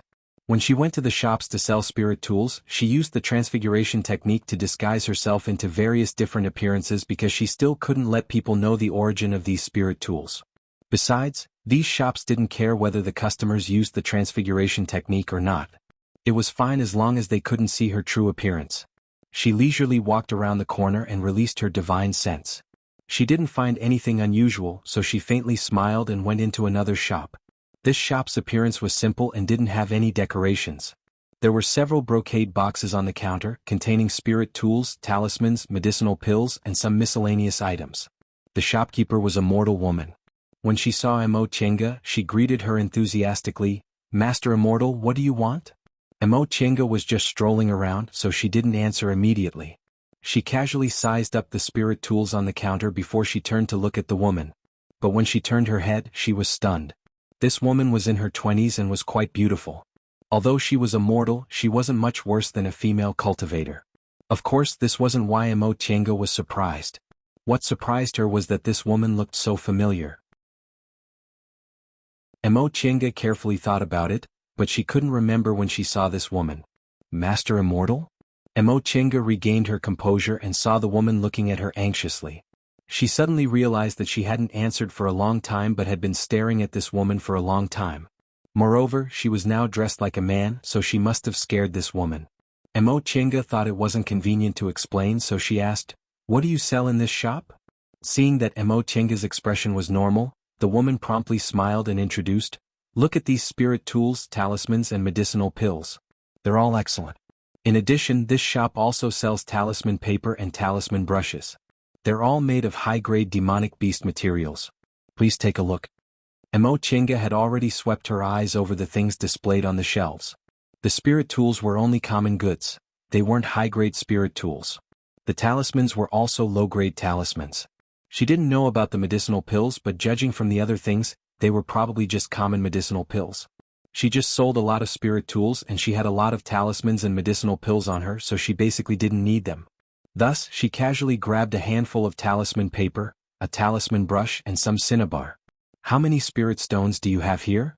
The woman looked at them, then said with a smile, "These talisman papers and cinnabar only cost 1 spirit stone, but this talisman brush costs 7 spirit stones." For the current Mo Qiange, 8 spirit stones weren't much. She immediately took out 8 spirit stones from her Chengkuan bag and placed them on the counter. The woman was very happy that a business deal was completed so easily. She wrapped up the things she wanted and handed them to Mo Qiange, then said respectfully, "Master Immortal, these are the things you wanted." Mo Qiange took them and was about to leave when a young cultivator came into the shop. This cultivator was only in the 5th layer of the aura refining realm. He wore ordinary clothes and looked exhausted, but his face was handsome and looked quite elegant. As soon as the young cultivator entered the shop, the woman who guarded the shop called out happily, "Husband, you're early today." As it turned out, he was this woman's husband. This wasn't uncommon. Female cultivators were originally fewer than male cultivators, and many low-level female cultivators were taken as concubines by high-level cultivators. It was often very difficult for low-level male cultivators to find a Tao companion, so many of them married mortal women as their wives or concubines. Mo Chenga didn't know whether this beautiful woman in front of her was a wife or a concubine. The cultivator responded faintly with a very cold expression. Once he raised his head and saw Mo Chenga, he immediately smiled and said, "Fellow Taoist, do you need anything?" Mo Chenga naturally knew she was already in the top layer of the aura refining realm, so this cultivator didn't dare to look down on her. It was just that he was so cold to his wife, yet he greeted others with a smile, which made her a little unhappy. Especially when she turned her head and saw the faint loneliness in the woman's eyes, she felt even more sad. It was basically impossible for a mortal woman to get equal status with a cultivator. To put it nicely, they were wives and concubines, but to put it bluntly, they were playthings. So what if she was a female cultivator, let alone a mortal woman? She recalled Shinbing. She had good qualifications and had the backing of her family, but she was still dragged down by her beauty and became someone else's concubine. Thinking up to this point, Mo Chenga suddenly lost her mood and coldly said, "It's nothing." The cultivator didn't care about her indifference and still said enthusiastically, "Fellow Taoist, you can look around more. Everything else in my shop isn't good, but the talisman papers and talisman brushes are all good. I personally made them." Before Mo Chenga could say anything, the woman already said, "Husband, this master immortal has bought talisman papers and talisman brushes in the shop." "Really?" The cultivator smiled awkwardly. "That being the case, thank you for your patronage, fellow Taoist. Please make yourself at home." Mo Chenga nodded slightly, but she didn't want to leave. She pretended to be interested and started to examine the spirit tools on the shelves. The woman was about to introduce them, but Mo Chenga waved her hand and said, "No need to greet me. If you like them, you'll tell me." Seeing that Mo Chenga didn't want to be disturbed, the woman retreated. Seeing her husband's tired appearance, she hurried back and forth to serve tea. Mo Chenga sighed inwardly. She really didn't understand. This cultivator obviously didn't treat his wife well, so why did this woman still love him so much? "Husband, you came back so early today. Did everything go smoothly?" Upon hearing his wife's question, the cultivator opened his eyes. He then took out a cloth bag from his chenkuan bag and threw it to the side. "My luck was bad today, so I only managed to pick these. You can go and tidy them up." The woman nodded, then picked up the cloth bag and went inside. Upon seeing this, Mo Chenga casually picked several talismans, paid several spirit stones and left. Chapter 74.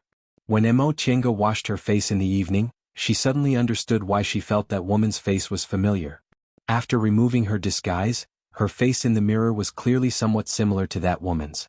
The similarities were in their eyebrows and facial contours. The facial contours were fine, but their eyebrows and eyes were too similar. If she hadn't disguised herself, she might have been discovered on the spot. It was strange. She didn't have any sisters, and the closest relatives were all in the secular world. It was impossible for Yi Clan's people to still stay in Kunwu, right? Second uncle said that when he moved Yi Clan to the secular world, he especially left a message that unless they had spiritual roots, they would never set foot in Kunwu again. This woman was immortal, so she obviously didn't have spiritual roots. She stood in front of the mirror for a while, but she couldn't figure out why, so she returned to the bed and meditated. If she wanted to figure it out, she would go and ask her tomorrow. After reaching the peak stage of the aura refining realm, she discovered that the spiritual aura in her body had changed. She practiced 2 cultivation techniques. One was the art of Sunu, and the other was the greenwood art. Because the art of Sunu was faster, it was her main cultivation technique, while the greenwood art was her secondary cultivation technique. However, the spiritual aura absorbed by these 2 cultivation techniques was about the same.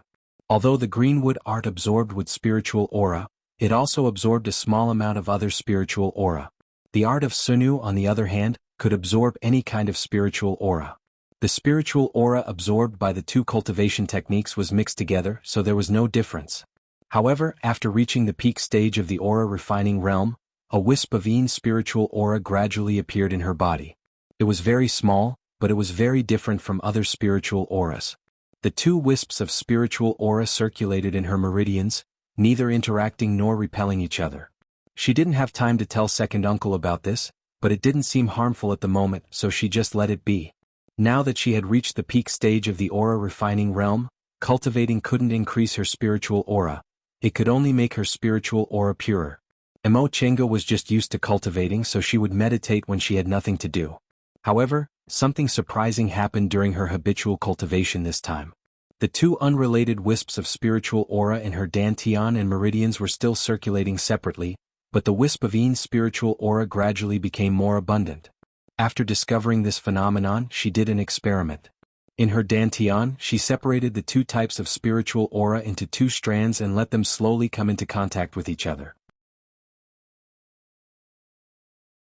After listening to the receptionist's introduction, Chenga finally learned that if one paid an extra spirit stone, they could sit on a chair. At that time she simply didn't ask and only paid the admission fee, so she could only sit on a praying mat. In any case she didn't care, so she found a corner that was neither too far nor too close to sit down and closed her eyes to rest. In fact, most people still sat on praying mats. 2 spirit stones per month was already quite a lot for individual cultivators. Ordinary aura refining disciples of Yunwu sect only received 5 spirit stones per month. People entered the Taoist sanctum one after another. After a long time, the number of people gradually increased.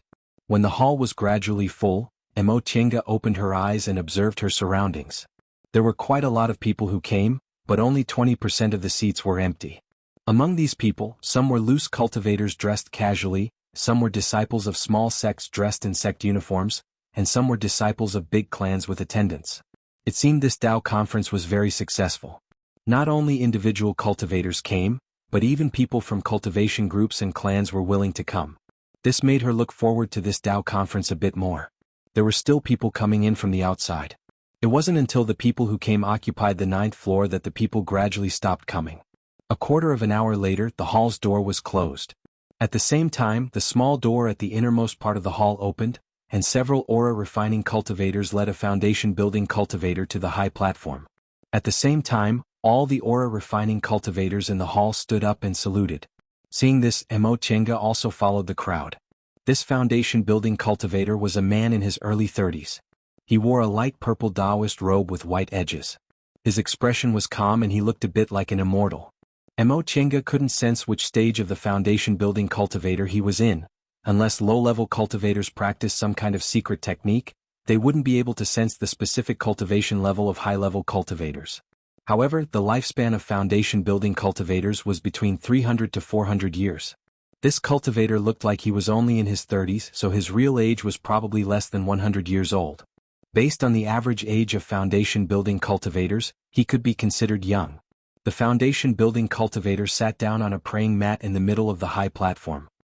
He glanced at the audience and said, "Greetings, ladies and gentlemen. I'm Wen Xiangdao from Tiandao sect. Today I'll give a sermon to everyone. If any fellow Taoists want to come, you're also welcome." The man paused for a moment, then continued, "I think everyone has probably heard a lot about cultivation experiences. Why don't I tell everyone about my foundation building experience today?" Hearing this, Chenga immediately became spirited. Originally, she was only interested in this kind of Tao conference organized by market squares. She didn't expect they'd talk about foundation building experiences. This was exactly what she wanted to hear the most right now. As for foundation building experiences, the martial uncles in Yunwu sect who gave sermons also talked about them to aura refining disciples who were about to build their foundation. However, she didn't know how they compared to the foundation building cultivators in Tiandao sect. She wasn't the only one who was excited. The others were even more excited. It must be known that individual cultivators rarely had the opportunity to hear about this kind of content. Although clans' descendants and disciples from small cultivation groups had the opportunity, this was a cultivator from Tiandao sect, the number 1 cultivation group in the celestial pole. It was definitely different from what their seniors said. When Xiangdao paused for a moment as if he was thinking about how to start.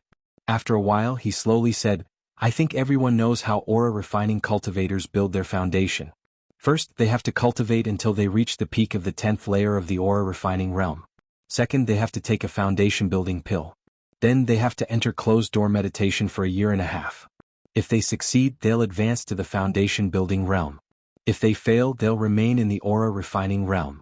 If they're relatively lucky, they'll enter the 11th layer of the aura-refining realm. Now, I'll talk about my process and experiences in building my foundation. I have 3 spiritual roots and am very ordinary in Tiandao sect. The cultivation technique I practice is also a very ordinary 5 elements cultivation technique. I was lucky enough to obtain a foundation-building pill, and as a result, I succeeded in building my foundation on my first try. I think many of you are as ordinary as I am. Ordinary people like me have very little hope of building their foundation, but you're also hoping that your ancestors will be blessed with luck and you'll be able to enter the foundation-building realm in one go. But what I want to tell you today is that building your foundation isn't just about luck. As we all know, spiritual roots affect the speed at which one absorbs spiritual aura, affects the effect of cultivation, and also affects the probability of advancing to the next realm. It can be said that people with few spiritual roots are more suitable for cultivation than those with mixed spiritual roots. Some people can advance to the next realm easily, while others have to struggle bitterly. Of course, you shouldn't be delusional enough to think that building your foundation has nothing to do with spiritual roots. That's impossible. However, as long as you have enough patience, you can still slightly shorten the distance between you and people with natural spiritual roots. Many cultivators, after cultivating until the peak of the 10th layer of the aura refining realm, are anxious to immediately advance to the next realm. In fact, there are still several factors that affect the success rate of building your foundation. One of them is the density of your spiritual aura. His last sentence surprised Mo Tiange. Density of spiritual aura? What does that mean? When Xiangdao went on to say, "Do you know what kind of changes will happen to your body after you build your foundation?" He swept his gaze over everyone.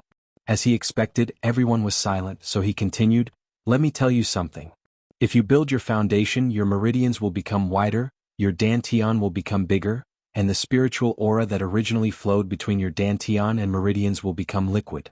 This way, your body will have extra space to continue absorbing spiritual aura." By now, you should have already guessed what I'm going to say. Yes, if you stay in the 10th layer of the aura refining realm for a long time, your spiritual aura will become a bit purer, and it'll be very easy for you to achieve the condition of turning your spiritual aura into liquid. Mo Tiange had never heard of this theory before. Second uncle only told her that it would be difficult to build his foundation if time was too tight, but he never mentioned these reasons. Mo Tiange didn't know whether this theory was concluded by Tiandao sect or not, but she immediately concentrated on recording everything in a jade slip. She planned to tell second uncle when she went back and let him judge whether it was the correct explanation. When Xiangdao talked non-stop for an hour before he finally finished explaining this part. He paused for a moment, then started the next part. In addition, I also want to tell everyone that just because inner demons appear only in the core formation realm, you shouldn't ignore your mentality. You're right, inner demons indeed won't appear in the foundation building realm, but your mentality will affect your behavior and also affect your confidence. Don't ignore your mentality. A person with a stable mentality will start building his foundation in an orderly manner and will be able to calmly solve problems he encounters. This way, from another perspective, will also increase his chances of building his foundation. Chapter 75. Since no foundation-building cultivators came to discuss Tao, the Tao meeting ended. Nevertheless, everyone was satisfied. On her way back, Mo Tiange was still thinking about what the Tiandao sect cultivators said. In fact, there were only 2 points. One was to purify her spiritual aura as much as possible, and the second was to calm her mind so that she could easily meditate before building her foundation. Although Tiandao sect's summary of foundation building experience wasn't limited to these 2 points, it was better than nothing. If she could gather more information about foundation building, she'd have more confidence in building her foundation. A calm mind was easy to handle. Mo Tiange originally came out to travel because she was pressed for time, so she was flustered. Presumably, she'd be fine after a while. The first question made her a bit embarrassed. Because the spiritual aura in her body had undergone a special change, she didn't dare to cultivate. She could only wait until she went back and asked second uncle. After returning to the inn full of worries, she suddenly remembered she hadn't asked about yesterday's matter. Just as she was about to go out, she suddenly saw a figure going upstairs, so she hurriedly went back to her room. It was a somewhat ear-piercing male voice with an oily tone that made people feel uncomfortable. "Today we finally have a place to stay. We don't have to sleep in the open." Someone immediately said, "Senior Marshal Brother Jiang, you can stay in this room. It's comfortable." The oily male voice seemed to size up the room and said with satisfaction, "The inn in this small place isn't bad. All right, quickly choose and serve some good wine and dishes." Soon after, the waiter said, "Yes, yes. Master Immortals, please choose as you please." After that, she heard the sound of the door closing. They must have entered the room.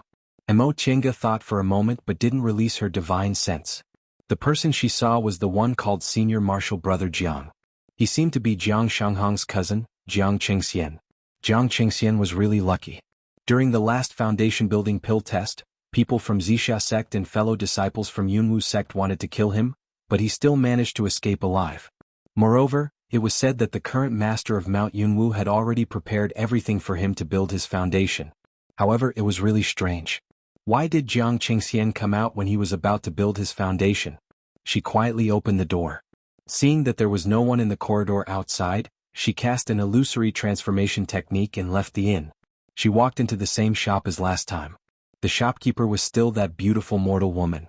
Upon seeing her, she greeted her enthusiastically, "Immortal Master, what would you like to buy?" Emo Chenga took the form of an ordinary-looking youth. She lowered her voice and asked, "What do you have here?" His tone was quite unkind, but the woman didn't say anything. She continued to introduce enthusiastically, "Our shop has all kinds of ordinary things. The best are talisman paper and talisman brushes." "Let me have a look." The woman took out a pile of talisman papers and various colored talisman brushes and placed them on the counter. "Please feel free to take a look." Emo Chinga glanced at her then said calmly, "You don't seem to be that great." The woman still smiled and said, "Of course it's nothing special.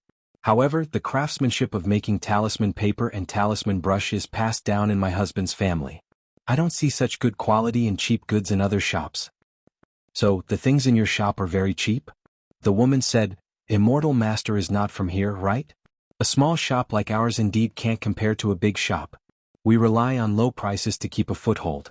Otherwise, if everyone went to a big shop with a full range of goods and top-quality goods, our shop wouldn't be able to continue operating." Emo Chinga naturally understood this. Back then she also opened a shop with her uncle.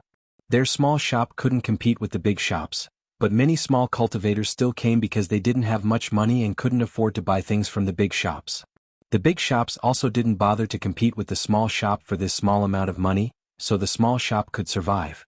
Later they were bullied because second uncle was, after all, a foundation building cultivator. He also had some wealth, so his collection was very complete.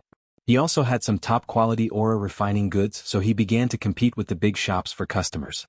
Emo Chinga pretended to be skeptical. "Is that so?" The woman said, "Immortal Master, take a look. These talisman papers are made from a mixture of Wenxing bamboo and demonic beast blood. Wenxing bamboo is hard, so the paper it makes is airtight. It's not inferior to top-quality talisman papers. As for this talisman brush, it's made from the fur of a blood-frost wolf. Each strand is carefully selected. All of these were hunted by my husband, so I guarantee they're genuine." Emo Chenga took a look, but for a moment she didn't say whether she wanted it or not. Instead, she started to size up the other things in the shop. She pretended to be careless and asked, "You said this is a craftsmanship passed down in your husband's family, so you're also from a cultivation clan. Why does your shop look so shabby?" The woman's smile froze for a moment, but she immediately smiled and said, "A small clan naturally can't open a big shop. Immortal Master, please take a look. If you need anything, just call me directly." As she spoke, Emo Chenga secretly sized her up many times. The more she looked, the more she felt they resembled each other. From her probing, she could tell that this husband and wife didn't have any backing. That being the case, she didn't care about a fifth-layer aura refining cultivator. "I have something to ask, madam." The woman was still smiling, so Emo Chenga asked, "May I know madam's name?" Once she said that, the woman suddenly looked nervous. She took a step back and her face turned green and white. Emo Chenga smiled and said, "Madam, don't be afraid. I don't have any ulterior motives." Although she explained it this way, she was now dressed like a man and was also a cultivator. It would be strange if the woman wasn't afraid if she suddenly asked for her name. Seeing that the woman was still hesitating, Emo Chenga released her spiritual aura pressure. The woman was only a mortal, so how could she withstand it? She retreated several steps and leaned against the wall. In the end she gave in and said, "My Surname is Mo. Mo Chenga was dumbfounded. After a long time she thought of another possibility and anxiously asked, Mo as in stranger? The woman nodded. Yes. Mo Chenga stared fixedly at her. Finally she found some traces of the past on the woman's face. As it turned out, this woman wasn't a member of Yi clan, but rather the Mo clan where she lived for 10 years. Mo Chenga's expression was uncertain. In the end she said tentatively, Tianxiao? The woman was shocked. She stared at Mo Chenga with great astonishment, both because of her name and because of the sudden change in her voice. Upon seeing her reaction, Mo Chenga knew she guessed correctly. After a long time she finally calmed down. With a wave of her hand, she withdrew the shape-shifting technique and wiped off the disguise on her face. From the woman's shocked expression, Mo Chenga could tell that the two of them had similar appearances. The woman's face turned pale and then red. She was extremely excited. You're Chenga? Mo Chenga nodded and sighed. Tianxiao, I didn't expect we'd meet again. Mo Tianxiao covered her mouth. Tears streamed down her cheeks. After a long time she suddenly threw herself at Mo Chenga. Chenga, is it really you? Mo Chenga supported her and said warmly, It's really me. Don't cry. It's not easy for us to meet again. You should be happy. Yes. Mo Tianxiao hastily wiped the tears off her face and went to close the door. Wait a moment. I'll close the shop first. Let's talk in the back. Mo Chenga nodded, then closed her eyes to calm herself down. Although she wasn't as excited as Tianxiao, she was still very happy when she got the answer. Not long after she arrived in Kunwu, she followed second uncle to wander around. Gradually she realized she couldn't go back and had to give up everything in the secular world. If there was anything she was reluctant to leave in that family, it would be Tianxiao. She also felt sad in silence, thinking she would never see Tianxiao again. But she never expected the two of them would meet again and it would be like this. Mo Chenga followed Tianxiao back to the inner room and looked around. There was a small courtyard behind the house. It was very neat and tidy, but it could also be seen that they didn't have a good life. Mo Tianxiao, who had already wiped her tears, looked at Mo Chenga's appearance and said in amazement, Chenga, why are you dressed like this? Mo Chenga smiled bitterly. It can't be helped. The cultivation world is the same as the secular world. It's more convenient to be a man. First, tell me, how did you come to Kunwu? And, you even married a cultivator. She still remembered that eldest aunt raised Tianxiao like a daughter from a noble family and wanted her to marry into a wealthy family. She also always thought Tianxiao would be like that. Mo Tianxiao smiled, then sighed softly. As it turned out, when Mo Chenga was taken away by an immortal, Tianxiao learned about this world and was full of curiosity about it. When she was 16 years old, her family arranged a marriage for her to the young master of a rich family in Feiyun town. Tianxiao was originally very dissatisfied with this marriage because the young master she was going to marry was simply a hedonistic son of a rich family. He didn't like to study, didn't know how to do business, and liked to have illicit affairs. Her resistance was futile, so she secretly ran out of the Mo family's village. She unexpectedly ran into a passing cultivator. Because of their reverence for immortals and because Tianxiao vowed to never agree to the marriage, after the cultivator resolved the conflict, her family finally agreed to let them be. Soon after, the cultivator was about to leave the Mo family's village. Tianxiao, who originally yearned for the cultivation world very much, left with him. After listening to this, Mo Chenga was silent. Tianxiao wasn't a woman who meekly accepted adversity, so it wasn't strange for her to resist the marriage. What was strange was, how did Tianxiao become like this? She couldn't help but ask, was he good to you? Tianxiao was lost in thought for a while before she said, in the beginning he treated me really well. We wandered in the secular world for several years before we arrived in Kunwu. His father was also a cultivator, but he died in an accident during a fight of magical powers. When we arrived in Kunwu, we relied on the craftsmanship passed down in his family to open a small shop here. Maybe it was because life was too dull, or maybe it was because cultivation was too difficult, but it gradually faded away. Although this was the case, Mo Chenga still didn't understand. Could a dull life turn Tianxiao into what she was today?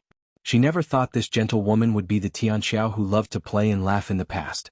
Mo Tianxiao forced a smile and said, don't just talk about me. What about you? Your cultivation level is very high now, right? When you came yesterday, my husband said your cultivation level was much higher than his. Mo Chenga said, I'm already in the peak stage of the aura refining realm, but I don't have a chance to build my foundation. This time I came out to travel and see if there are any fated chances. She didn't tell the truth not because she wanted to hide it from Tianxiao, but because she wanted to hide it from her husband. Right now she still couldn't figure out that person, so it was better to be a bit more careful. Mo Tianxiao didn't really understand these things, so she asked, "Then how have you been all these years?" "When I left the Mo family's village, that person took me to find my second uncle. Later I followed my second uncle and wandered everywhere. A few years ago we finally settled down in a place and I also entered a cultivation group. Because my father left some things for me, I was lucky enough to cultivate to the peak stage of the aura refining realm." Mo Chenga roughly recounted her experiences in the past few years, skipping over some things that were hard to explain. To be honest, she didn't have a good impression of Tianxiao's husband, so there were a lot of things she didn't tell him. Tianxiao originally had a lively and jumpy personality, but now she was so gentle and obedient, working hard to guard the small shop and humbling herself to entertain customers. If she hadn't confirmed that this was really Tianxiao, she wouldn't have believed it. However, Tianxiao's expression was so calm.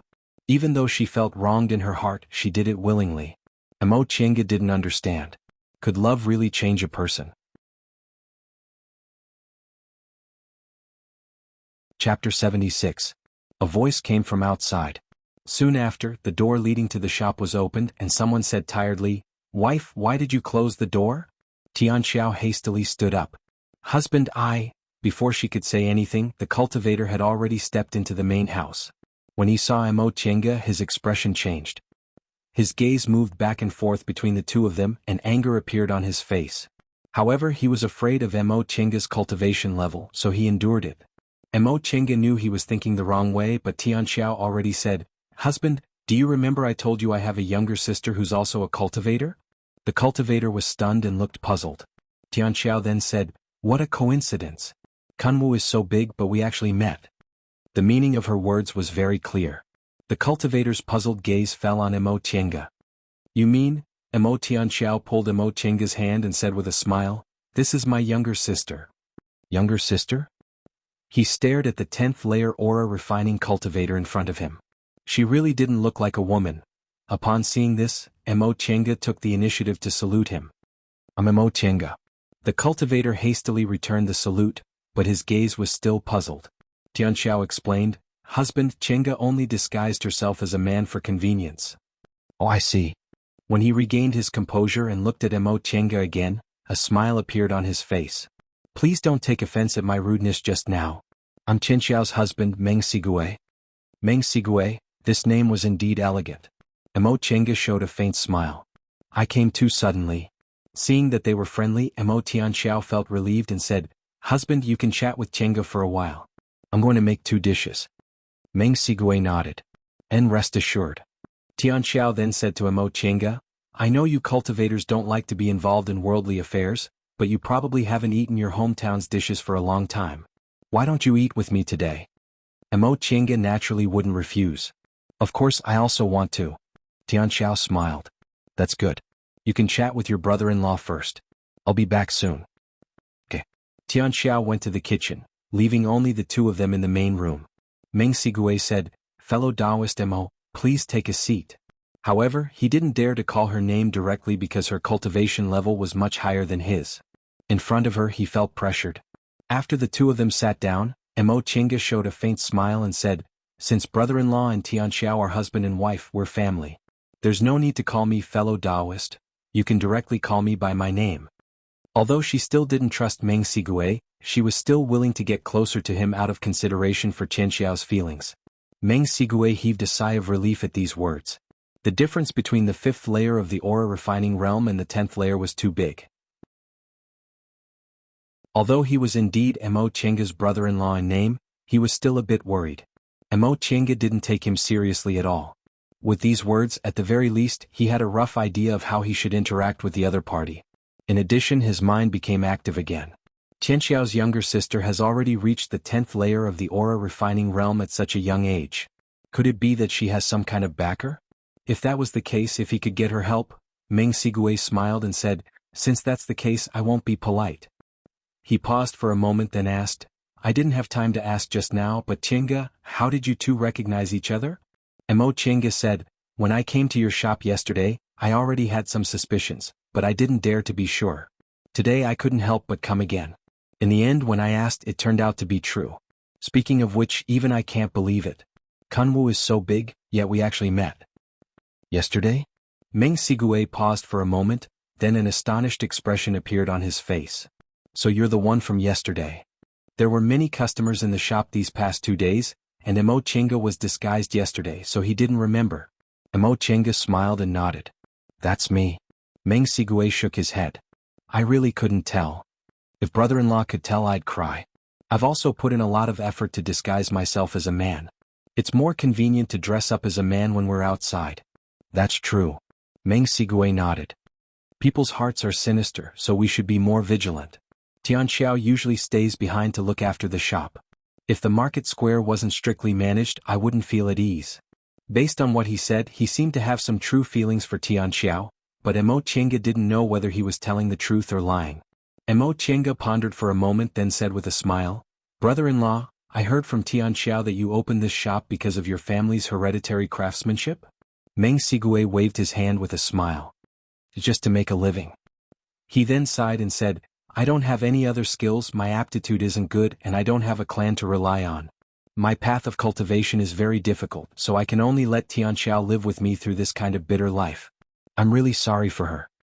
Mo Chinga comforted him. Brother-in-law, why are you discouraged?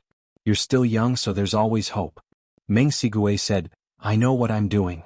The shop's profits are meager and I can't rest for even a day. I don't have time and I don't have enough spirit stones. Compared to you, Chinga, I'm really too ashamed to show my face. Mo Chinga showed a faint smile.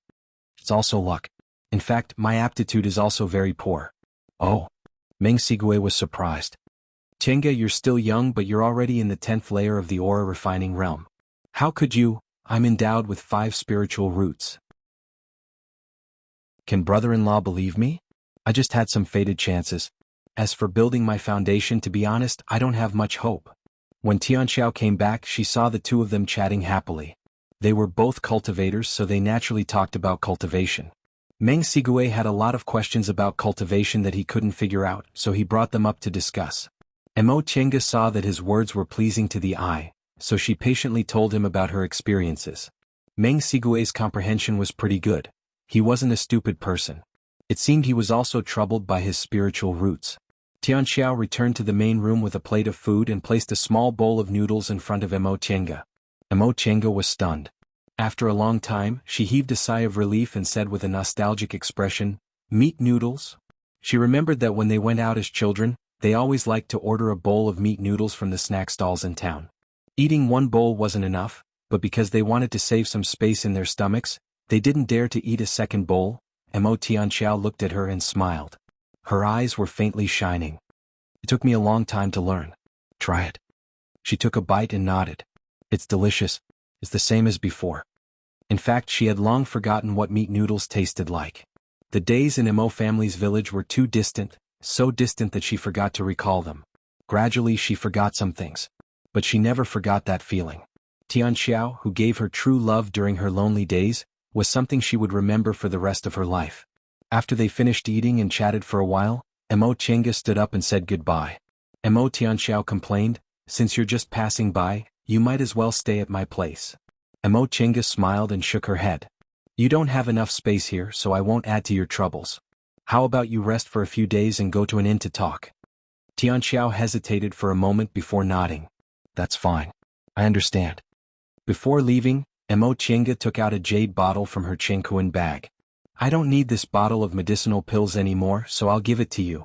Tianxiao paused for a moment before firmly pushing it back. Who do you think I am? We're sisters. Since we met in a foreign place, we should naturally get together. There's no need to be so polite. Mo Chinga smiled and said, You'll know once you go back and ask your husband. I'm in the peak stage of the aura refining realm now, so these medicinal pills are already useless to me. I'm just giving them to you so they don't take up too much space. Even if you don't accept them, I still have to sell them. Why should I let others take advantage of me? Besides, it's just a bottle of medicinal pills. Why are you being so polite? Who do you think I am? Just accept it. Let me show you our sisterly affection. Tianxiao was finally moved. She said helplessly, All right, I can't out-talk you. Mo Chinga stuffed the jade bottle into her hand. I'll go first. There's only one inn in this town. Just go there and find me. By the way, the name I'm using now is Yi Xiaotian.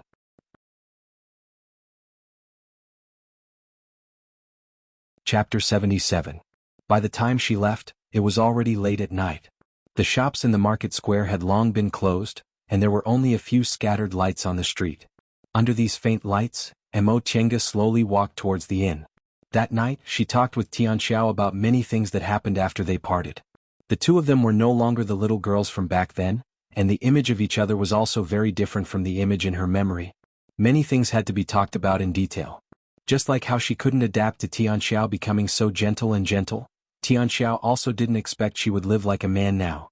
She recalled how Tianxiao was passionate and lively while she was quiet. No one expected the next time they met would be like this. The affairs of the world were truly unpredictable. In addition, Mo Chenga deliberately observed her husband. Meng Sigue was very polite to her but not overly affectionate. Although he wasn't very considerate to Tianxiao, he wasn't bad. She secretly asked Tianxiao whether Meng Sigue was good to her or not. Tianxiao only sighed and said this was the nature of a husband and wife. At first their love was strong but gradually, it was worn away by life. Meng Sigue didn't treat her badly, but he was a cultivator and she was a mortal, so he inevitably looked down on her. Upon hearing this, Mo Chenga knew she shouldn't intervene between husband and wife, so she didn't say anything. In fact, she roughly understood Meng Sigue's mentality. He gave up the glory and wealth of the secular world and came to Kunwu because he wanted to take a step forward on the path of cultivation. However, his aptitude wasn't good and his life was difficult, so he was naturally depressed and cared less about the people around him. However, thinking about it, she still felt a bit disheartened. Tianxiao had been married for only 4 or 5 years, but their love had already faded. If they were cultivators, they would spend most of their time cultivating. After hundreds of years, how much love could they have left? Wouldn't it be very sad if they became strangers? Thinking up to this point, she smiled bitterly in her heart. Sure enough, it was better not to get involved in matters of the heart. If she was like Tianxiao, wholeheartedly attached to someone but couldn't get the same treatment, she would rather be alone for the rest of her life. Not far from the inn, Mo Chenga looked up and suddenly stopped. 2 figures came out of the inn and sneakily disappeared into the darkness. If they were other people, she definitely wouldn't poke her nose into other people's business. However, she happened to know these 2 people. One of them was Jiang Qingxian and the other was his follower, a short youth. She stood there and thought for a moment. Then she made a prompt decision to retract her aura and follow them. Jiang Qingxian was at the critical juncture of building his foundation, but instead of staying on Mount Yunwu, he appeared here. There had to be a reason. In addition, she also heard that this person relied on the fact that he had a core formation elder. Although he had cultivation-level treasures, he didn't necessarily have any divine abilities, so she was confident she wouldn't be discovered. The 2 of them also retracted their auras and ran madly. Mo Chenga had to spend quite a bit of effort to follow behind them at a distance that was neither too far nor too close. He didn't know what these 2 people's goal was, but they ran for 2 hours straight and he almost lost them a few times. 2 hours later they entered a call and the 2 finally slowed down. Seeing as they didn't notice her presence at all, she cautiously approached them. The 2 of them seemed to be looking for something. After circling around, Jiang Qingxian impatiently asked, "Are you sure it's here?" When the short man heard this, he replied in a flattering tone, "Senior brother Jiang, I did see that kid running here. His cave residence should be nearby. Then hurry up and look for it." "Ah?" As if he hadn't expected that Jiang Qingxian would hand over the hard work to him just like that, the shorty sounded somewhat unwilling. "What's wrong?" "And nothing. Senior brother Jiang, please wait here for a moment. I'm going to scout around. And go quickly." Soon after, the shorty reluctantly left, leaving Jiang Qingxian alone in this place. Mo Chenga pondered for a moment then decided to stay where she was. No matter what happened, this person would eventually come back to look for Jiang Qingxian, so she might as well just wait here. From their conversation just now, she could roughly guess that they seemed to be looking for trouble with someone. However, this shouldn't be their purpose for coming from Mount Yunwu. Because the spiritual aura in this call was meager, the person who built his immortal's cave here should be an individual cultivator. She didn't believe they would run all the way from Mount Yunwu just to deal with an individual cultivator. There must be some other reason. From what she saw, it wasn't hard to guess that they must have had a conflict with someone in the market square when they passed by this area. Then they suddenly decided to teach that person a lesson. After a long time, The shorty who was instructed by Jiang Qingxian to scout still hadn't returned. Jiang Qingxian seemed to be somewhat impatient, so he stood up and looked around for a while before muttering, "Why is this guy so slow?" Right now Jiang Qingxian was completely defenseless. If they wanted to kill him, it would be a heaven-sent opportunity. However, Mo Tiange wasn't Su Jingji. During the turmoil caused by the destruction of Yunwu sect, she didn't suffer any losses, so she didn't have any hatred towards Jiang clan. Besides, although this place wasn't Mount Yunwu, Jiang clan still had 2 core formation seniors. If they found out, they'd be in big trouble. She definitely wouldn't do such a stupid thing. After a while, when Jiang Qingxian couldn't sit still anymore, there was finally some movement. "Senior Marshal Brother Jiang, I found it." The shorty hurriedly ran over and gestured in a certain direction. "It's over there, but that formation is very powerful." Jiang Qingxian said arrogantly, "With the heaven-breaking mirror in my hand, there's no formation I can't break." The shorty nodded repeatedly. Yes, Senior Marshal Brother Jiang. Shall we go now? And lead the way." Heaven-breaking mirror? Mo Tiange couldn't help but frown. Second uncle once told her there was a type of unorthodox magic weapon or spirit tool that specialized in breaking formations. Could this heaven-breaking mirror be one of them? Still following behind them, Mo Tiange didn't walk too far before she discovered traces of a formation among a mountain rock. This formation was called the Clear Sky and White Sun Formation. It was a rarely seen formation with extreme yang power and wasn't a common formation. Its power was comparable to her 5 elements life and death formation, but it was slightly inferior in terms of hiding traces. Of course, this was only in her eyes. If she didn't have a foundation in formations, she would have to spend a lot of effort to discover it. Apparently, the master of this formation was also a talented person. The formation wasn't simple, and the place where it was laid was also good. The 2 of them stood outside the formation and no longer hid their spiritual auras. Jiang Qingxian signaled the shorty to shout, "Brat, your grandfather's here. Quickly come out and accept your death." After shouting, he waited for a while, but there was no movement at all. The shorty continued to shout, "Surnamed Wei, don't think we can't do anything if you don't come out. My senior martial brother Jiang has a spirit tool that specializes in breaking formations. If you don't want to die, obediently come out and hand over the constitution-enhancing pills, then we'll spare your life." Mo Tiange was stunned. Constitution-enhancing pills? Could it be that these 2 people took a fancy to someone else's medicinal pill so they came to rob it? Speaking of medicinal pills, although she didn't concoct them, she knew a lot about them. However, she had never heard of constitution-enhancing pills. Judging from Jiang Qingxian and the shorty's behavior, it probably wasn't a simple medicinal pill. At this time, an angry voice finally came from inside the formation. "So it's you guys." The shorty laughed shrilly and said, "Isn't that your grandfather? What do you think? Hand over the medicinal pills and we'll let you live. Don't even think about it." The voice became increasingly angry and sneered. "Don't you want to rob me of my constitution-enhancing pills? In your dreams. If you have the ability, then come and take them yourself. You refuse a toast only to drink a forfeit. You better think it through." Faced with this threat, the person inside the formation snorted coldly and no longer spoke. The shorty turned his head and looked at Jiang Qingxian to ask for advice. "Senior Marshal Brother Jiang?" Jiang Qingxian hesitated for a moment before a stern expression appeared on his face. He said in a low voice, "Kill. He's just an individual cultivator. We must get our hands on the constitution-enhancing pills in his hands. We'll just kill him." Mo Tiange was quite far away, so she could only vaguely hear what he said. However, when she heard the word kill, she was slightly surprised. Cultivators cherished their lives, so they rarely fought with their lives. Unless there was a grudge between them or if there was enough profit involved, they wouldn't easily kill each other.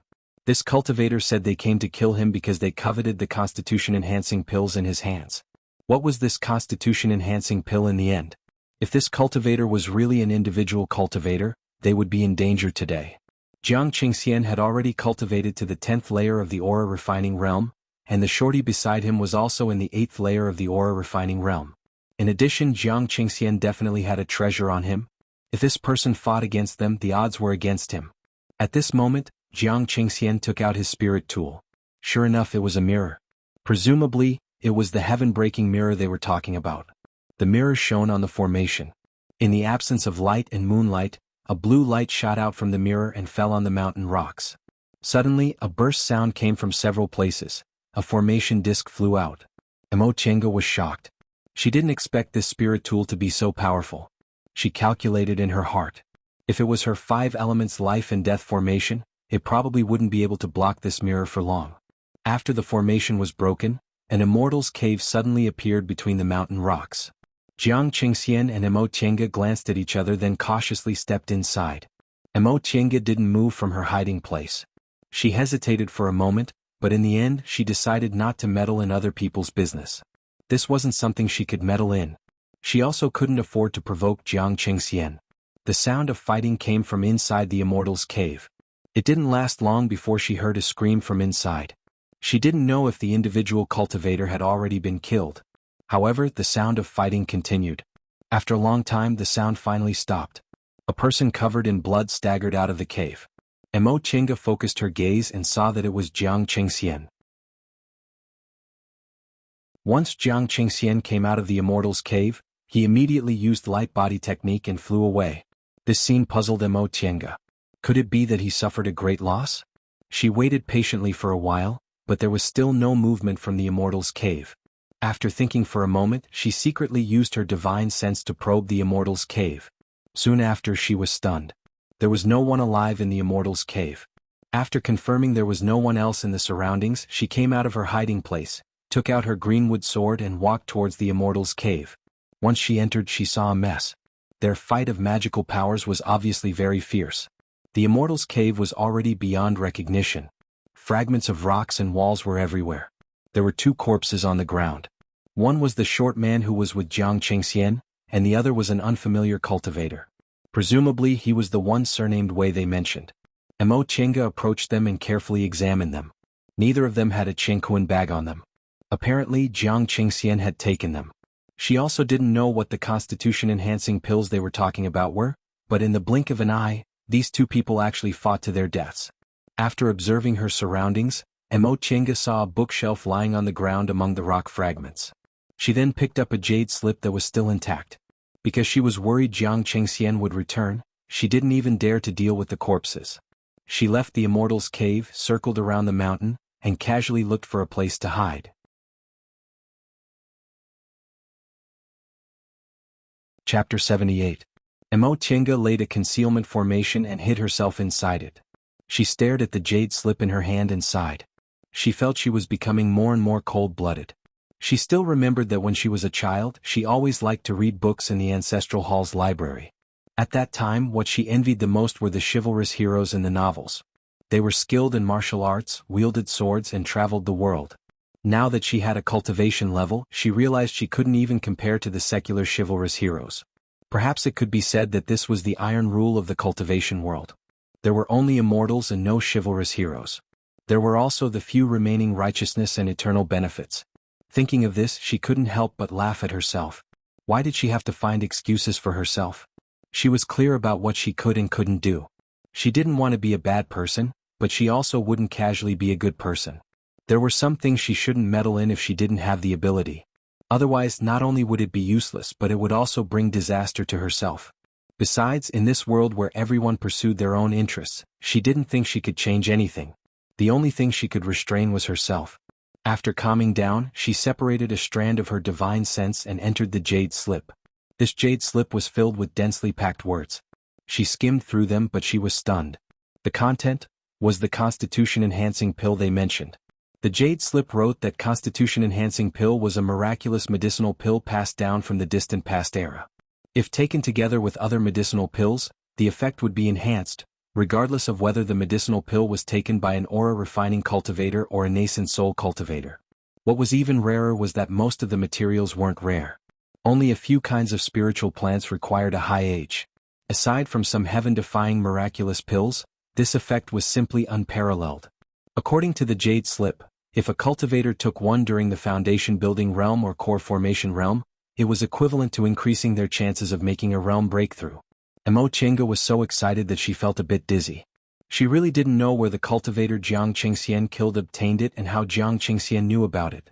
After a while, she finally calmed down and thought of several problems. First, this constitution-enhancing pill had such a miraculous effect, so she absolutely couldn't let others know about it. Otherwise, her poor life would be in danger. Second, she didn't know how to concoct medicinal pills and she couldn't give this thing to others. Did she have to learn concocting medicinal pills? The first problem wasn't difficult to solve. She wasn't a flamboyant person anyway, so she'd just keep this pill recipe for later.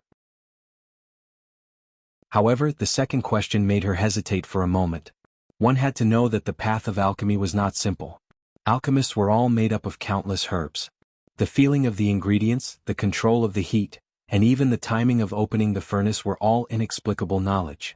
One had to go through countless times of opening the furnace to slowly master it. Therefore, generally, powerful alchemists were cultivated by cultivation sects or large cultivation clans. Among small clans and rogue cultivators, alchemists were not only rare, but also had a low success rate. Although Mo Chenga felt that she could still be considered wealthy at present, it was still too difficult for her to train a concoctions master with just 3,000 spirit stones. Besides, she still didn't know whether she had the talent or not. After studying it for a while, she frowned, put away the jade slip and looked outside. She sensed someone approaching. After a while, sure enough, someone hurriedly ran over. It was Jiang Qingxian. Mo Chenga pondered for a moment. She guessed that Jiang Qingxian might have come back for the jade slip in her hand. 2 people must have died just now, so he was nervous and left in a hurry. Now that he thought about it, he came back to search. Now that the jade slip was in her hands, she naturally wouldn't take it out. Presumably, she didn't leave any traces at the scene, so there shouldn't be any flaws. She calmed down and waited. Sure enough, after a while, Jiang Qingxian left flustered and exasperated. He simply didn't notice that she, the Oriole, had been following him, the mantis. With a faint smile, she continued to study the pill recipe. To be honest, she didn't take Jiang Qingxian seriously at all. He was merely a hedonistic young master. Although he had a cultivation level and treasures, he didn't like cultivating and liked to order others around, so his fighting skills were definitely not good. The fact that she followed him for so long without being discovered was proof. In this pill recipe, snow gall flower, young locking grass, 7-leaf lotus, were all common spiritual plants. Only purple ganoderma and green fern that were more than 500 years old were difficult to find. After studying it for a while, she realized that this constitution-enhancing pill wasn't as easy to obtain as she imagined. 2 500-year-old spiritual plants weren't that easy to find. Moreover, the probability of failure in concocting the pill. Normally, she definitely couldn't afford it. However, it was definitely necessary when she was trying to break through a bottleneck or make a realm breakthrough. Thinking up to this point made her happy again. Although her cultivation speed wasn't fast, she could still maintain the standard of 3 spiritual roots. The difficult part was making a realm breakthrough. Taking the current situation as an example, wasn't this medicinal pill just right for her to build her foundation? In that case, when she returned, she would discuss with second uncle whether she wanted to learn pill concocting or not. With this constitution-enhancing pill, she would have a higher chance of building her foundation. With this thought in mind, she put away the jade slip and simply sat down to meditate. Because of the change in the spiritual aura inside her body, she didn't dare to continue cultivating. However, her dantian and meridians were still the same as before. That cold spiritual aura didn't have any effect on them, which made her feel slightly relieved. Soon she entered a meditative state. She felt as if she had melted into heaven and earth. There were no emotions, no thoughts, no joy, anger, sorrow, or joy. Even her body seemed to have ceased to exist. The only thing left behind was her slow and rhythmic breathing. It was as if she was a feather fluttering in the air, but it was also as if she had become one with heaven and earth until she couldn't even feel time. By the time she woke up from her meditative state, it was already daytime. She stood up and straightened her clothes, then used the light body technique to rush towards the market square. Of course, she took a big detour along the way so that no one would notice where she came from. Before long, she returned to the inn. A waiter came to greet her.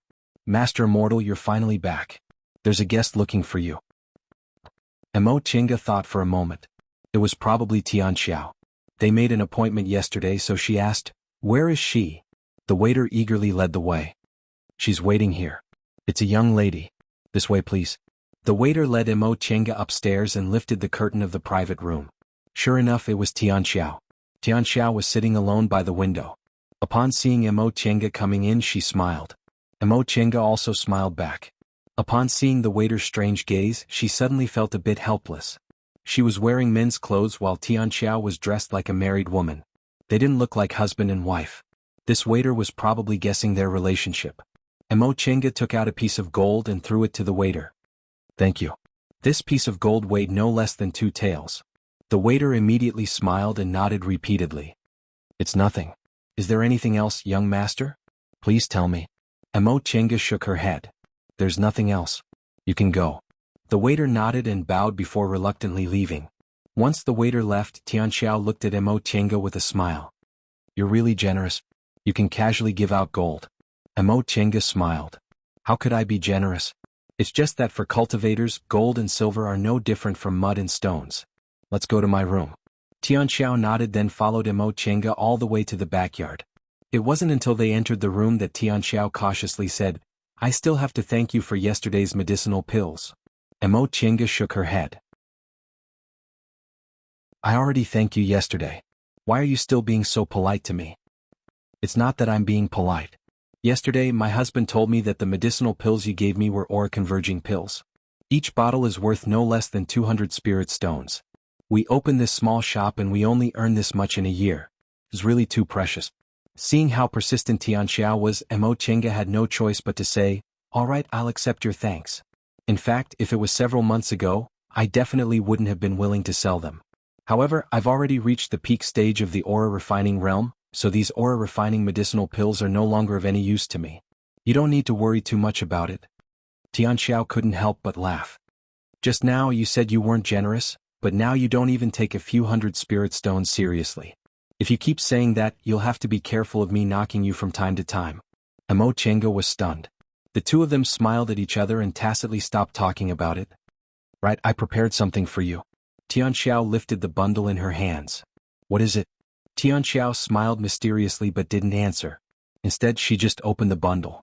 Inside the bundle were a comb, a mirror, various hairpins, and other miscellaneous items. Mo Chenga was puzzled. This is... Tianxiao pulled her up and pushed her to the table.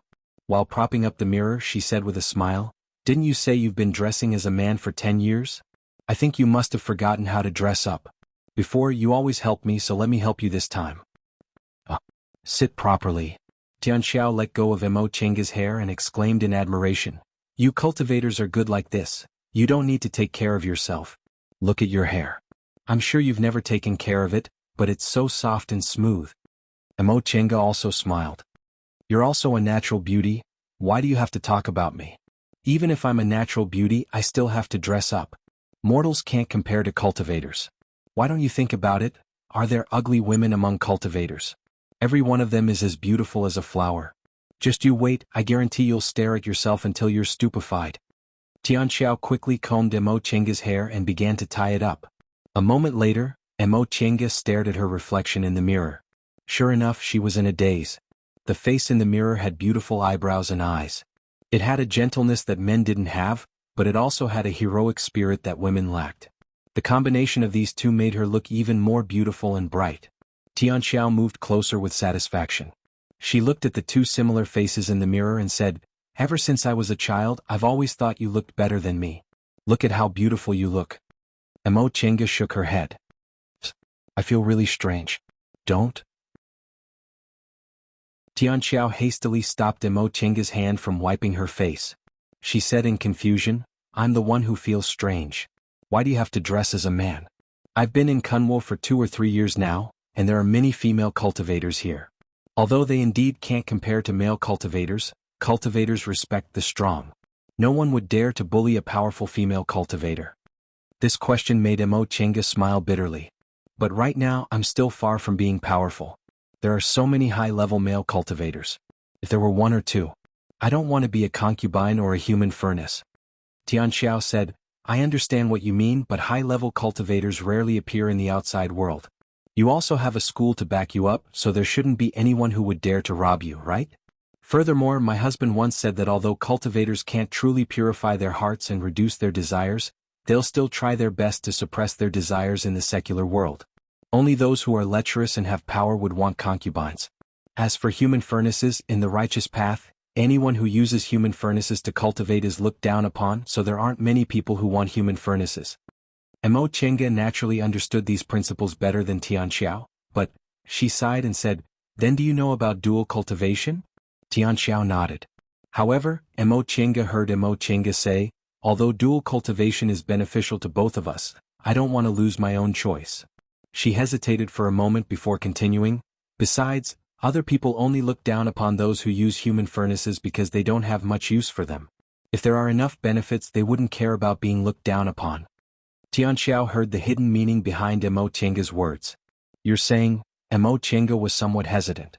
Second uncle said that this matter must never be known by anyone else but Tianxiao. She said, my constitution is special. Reportedly, it's very suitable for dual cultivation or human furnaces, so it's fine if you hear about this, but you can't even tell your husband. If other people find out, it'll be a huge disaster for me. Mo Tianga's emphasis shocked Tianxiao. Is that serious? Mo Tianga nodded cautiously. Mo Tianga was willing to tell Tianxiao because their friendship wasn't ordinary, so she believed Tianxiao wouldn't divulge it. Secondly, Tianxiao didn't have much contact with cultivators. Meng Sigue was the only one she didn't care about. Furthermore, the two of them didn't know which cultivation group she was in. The name Yi Xiaotian alone was too common. Even if it was leaked, they wouldn't be able to find it in a short time. Moreover, she had long prepared to leave Yunwu sect after building her foundation.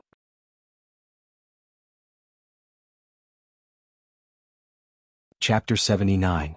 After staying in the market square for a few days, Mo Tianga left. Although she recognized Tianxiao, they walked different paths after all. Tianxiao wouldn't leave her husband, and she didn't have the ability to protect them, so it was better for them to go their separate ways. Except for the first day, Mo Tianga didn't see Meng Sigue again. However, she gave several bottles of aura-nourishing pills and some cultivation notes to Tianxiao before leaving. Tianxiao didn't have spiritual roots, so she couldn't make Tianxiao a cultivator. She just hoped that Meng Sigue would treat Tianxiao better in the future because of these medicinal pills or because he was afraid of her cultivation level. After flying north for several days, she finally arrived at the gate of Tiandao sect.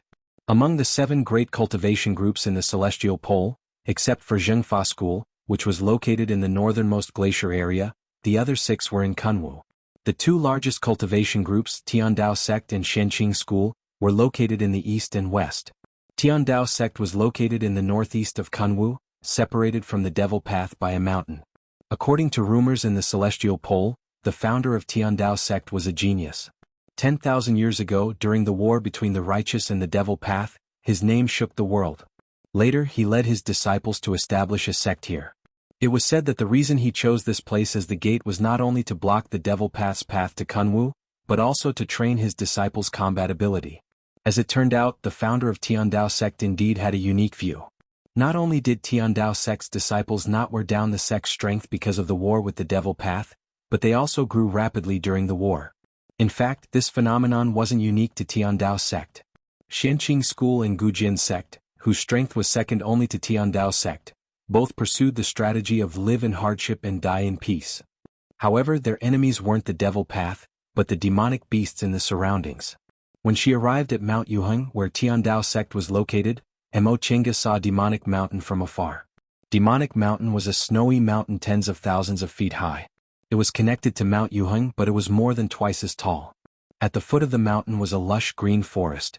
Halfway up the mountain was a layer of white. At first glance, it was pure white, towering into the clouds. It was said that Demonic Mountain was also the highest mountain in Kunwu. When Mo Tianga saw Demonic Mountain for the first time, she, like many people, sighed with emotion. The reputation of the highest mountain in Kunwu was well deserved. But at the same time she had a complicated feeling. This was the place where her father died. As for her father, whom she had never met, she still had feelings of admiration for him. When he was a child, his mother always said that his father was a very gentle person, and when the other villagers mentioned his father, they would always praise him for being very capable. Later, when they arrived in Kunwu, Yi Jingwen said his father was very famous in West Kunwu, and second uncle respected and loved his father even more. Therefore, in her heart, her father was a successful cultivator, as well as a competent elder brother and husband. Sometimes she couldn't help but think that if her father was still alive, would she not have to suffer all these years? But every time she thought of this, she would warn herself not to be too greedy. Second uncle had already been good enough to her. He had taken on the responsibility of a parent and raised her. In order for her to cultivate in peace, he had worked hard to earn spirit stones. For her safety, he had taken her to wander around. It could be said that in these 10 years, second uncle had lived for her. What did she have to complain about? The small town at the foot of Mount Yuheng had gathered countless cultivators because of the Tiandao sect's illustrious reputation. The streets were neat, the shops were luxurious, and countless cultivators were shuttling back and forth at the foot of the mountain. Most of these cultivators were ore refining cultivators, but there were also many foundation building cultivators. Occasionally she could even see one or two core formation cultivators. This was an eye-opener for Mo Tiange. Sure enough, Tiandao sect wasn't an ordinary cultivation group. Compared to it, Yunwu sect was simply a rural place. Fellow Taoist, wait. She was strolling on the street when she suddenly heard a voice behind her. Then it seemed like someone was rushing towards her. She stepped aside and dodged. Aya. The person fell to the ground. It was a very ordinary-looking teenager. His appearance was ordinary, his clothes were ordinary, and his cultivation level was only in the 7th layer of the aura refining realm. There was almost nothing special about him. The teenager crawled up, ignoring her vigilant expression, and said with a smile, "Fellow Taoist, you have a fast reaction." Mo Tiange glanced at him and discreetly put some distance between them. She said faintly, "What's the matter?" Her attitude was cold, but the teenager didn't care at all. He still said with a smile, "I'm He Bishing. I don't need fellow Taoist's name." Mo Tiange frowned slightly and answered, "My surname is Yi. Fellow Taoist, what can I do for you?" "Oh, turns out it's fellow Taoist Yi. I don't dare to hope for you, but it seems you're also here to participate in the Immortals Assembly, right?" "Me too, and so are many of my friends. Since we all have the same goal, why don't we get together and talk about our experiences?" The words of the teenager who called himself He Bishing made Mo Tiange speechless. She hadn't said anything yet, but this person was really talking to himself. However, he mentioned the Immortals Assembly. Did Tiandao sect happen to be holding an Immortals Assembly? No wonder there were so many people here. "Fellow Taoist Yi, let's go together. It's better to make a last-minute effort than not, right? If we miss this opportunity, we'll have to wait for another 10 years. Although our cultivation levels aren't high, we might have a better chance if we communicate with each other." Although the teenager looked sincere, Mo Tiange wasn't moved in the slightest. She only said, "Thank you for your kindness, but there's no need. I want it. The teenager didn't seem to notice her refusal and was still very enthusiastic. "Fellow Taoist, you don't have to be so polite. We're all individual cultivators, so communicating with each other is better than nothing. Come, let's go this way."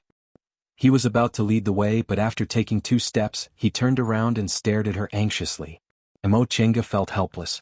After thinking that she really didn't have any plans, she shook her head and followed him. Seeing that she was willing to follow him, the teenager smiled even more happily. He led her left and right, talking endlessly as they walked. "Fellow Taoist Yi, you seem to be about the same age as me, but your cultivation level is actually in the 10th layer. That's really amazing. Could it be that you're a disciple of a cultivation clan?" Mo Tiange shook her head. "I'm not. In fact, she should be 3 or 4 years older than this teenager. It was just that she was small, so people always mistook her for a man." "Ah, that's even more amazing," the teenager said enviously. "Fellow Taoist, Yi must have outstanding talents, so you might be able to enter Tiandao sect without having to take the test." Mo Tiange didn't answer. She was now 20 years old, but her cultivation level was already in the peak stage of the aura refining realm. Even among the elite disciples of big cultivation groups, her cultivation level wasn't bad. However, she clearly knew that her fast cultivation wasn't because of talents, but because of medicinal pills. If it wasn't for second uncle's full support and the many rewards she received from Yunwu sect, it would be considered good if she could have the same cultivation level as this teenager. "Fellow Taoist Yi, I have 2 friends who are also participating in the Immortals Assembly. Their cultivation levels are a bit higher than mine. The 3 of us usually only cultivate hard and rarely communicate with others. We're also not proficient in fights of magical powers. Now that the Immortals Assembly is about to begin, we need to have some means to survive, not to mention winning. We have no other choice, so we want to communicate with others and make more preparations. In any case, we can't lose our lives." The teenager chattered endlessly. Mo Tiange didn't know what he was saying until the end.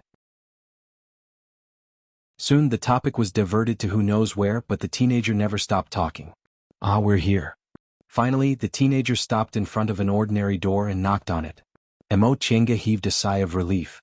Although she pretended she didn't hear anything, it was still quite annoying to have someone talking next to her. Soon the door opened. A tall teenager stood behind the door. Upon seeing this person, the teenager promptly said, "Big brother Huang, I brought a guest." When the teenager saw Mo Chenga standing behind him, he also smiled. "Fellow Taoist, welcome, welcome. Come in quickly." After she stepped through the door, she saw that it looked like an ordinary house with a small courtyard and a person was sitting in the hall. The door behind her closed with a bang and the teenager said, "Fellow Taoist, please come in." When Mo Chenga walked into the hall, the slightly chubby teenager also stood up. "Fellow Taoist," the teenager took a step forward and introduced her. "Fellow Taoist, this is my big brother. His name is Hibishio. Big brother, this is fellow Taoist I met today. He's about the same age as me, but his cultivation level is already in the 10th layer. He's really amazing." The teenager called Hibishio was slightly surprised. "So it's fellow Taoist Yi. Second brother, you're pretty good today. You actually brought back a 10th layer fellow Taoist." "Of course." The teenager smiled proudly and politely welcomed her. "Fellow Taoist Yi, please sit and have a cup of tea first. Big brother Huang, come quickly." "I'm coming." The teenager surnamed Huang hastily walked into the room. Mo Chenga sat on the guest seat and took the spiritual tea the teenager handed her. She slowly blew on the tea and took a sip. She thought that this teenager's big brother, Hibishio, and the teenager surnamed Huang were both in the 9th layer, so they seemed to have put in a lot of effort. If she had enough spirit stones as her backing, she should have a high chance of winning the Immortals Assembly. When she put down the teacup, the three people in front of her became even happier. Mo Chenga calmly looked at the door then asked, "Fellow Taoists, why are you so happy?" The three people who were staring at her and laughing didn't stop. No one answered her question. The three of them glanced at each other, then the teenager said, Big brother Huang, are you satisfied with today's goods?" Hibishio nodded repeatedly. "Not bad. Not only is this boy's cultivation level high, but his skin is also soft and tender. Later, if he's sold to a high-level female cultivator or a lecherous cultivator, we'll definitely be able to sell him for a lot of money." As they spoke, the three people once again laughed at each other. Their laughter was extremely vulgar. Mo Chenga wrinkled her brows. "Fellow Taoists, what are you talking about?" Still, no one answered her question. The teenager surnamed Huang also said, "Yes. Since this boy has such a high cultivation level at such a young age, his family must also be very wealthy. I say, Bishing, are you sure he's not someone from a cultivation clan?" "I'm sure he isn't," Bishing said. "Look at his ordinary clothes. Moreover, do you think those young masters from cultivation clans would be as calm as him?" "If you put it that way, that's true." The teenager surnamed Huang nodded. "It'd be great if you could find this kind of goods every time." His words made Bishing very unconvinced. "Big brother Huang, this isn't just about me. Why are you only talking about me?" The teenager surnamed Huang said boldly, "Aren't you responsible for getting the bait? Look at what kind of goods you brought a few days ago. They don't have many spirit stones on them, and even their spirit tools are very rotten. Can you blame me for that? Although there are people everywhere, not everyone is willing to come with me. Isn't that because you're not capable enough?" Enough?" Seeing that Bishing and the teenager surnamed Huang were about to quarrel, Hibishio shouted at them to stop. "The two of you should also look at the time. Hurry up and get to work first." The two of them reluctantly glared at each other, then took out their respective spirit tools. Mo Chenga stared at them and said, "Fellow Taoists, haha." Upon seeing her like this, Bishing laughed and finally spoke to her. "Fellow Taoist Yi, could it be that none of your elders taught you that people's hearts are sinister and that you shouldn't casually follow strangers?" Mo Chenga swept her gaze over the three of them. Instead of answering, she directly asked, "What do you want to do?" Hibishio rolled up his sleeves and said, "Don't be anxious. You'll know soon enough."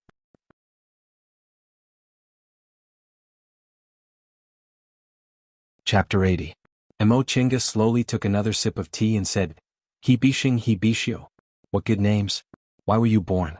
Why did you cultivate? Your parents were really smart." Hibishio, who didn't understand the meaning behind her words, grinned nastily and said, "This sentence is used on you. You should regret meeting us. Why did your parents give birth to you? Why did they have to walk on the path of cultivation?" Mo Chenga didn't move, but the corners of her mouth curled up behind the teacup. The three of them glanced at each other, then took out their spirit tools and pounced on her. At that moment, Mo Chenga stuck a talisman on her body. In the blink of an eye, she was behind the three of them. With a wave of her hand, numerous transparent flying needles shot out from between her fingers. The three of them were shocked and hastily dodged, but she was too fast. Each of them was more or less pierced by a few needles. Among them, Hibishin was the most miserable. His cultivation level was the weakest, so he realized it too late. The moment he turned around, the flying needles shot right at his chest. He simply didn't have enough time to react. These needles were as fine as cow hair.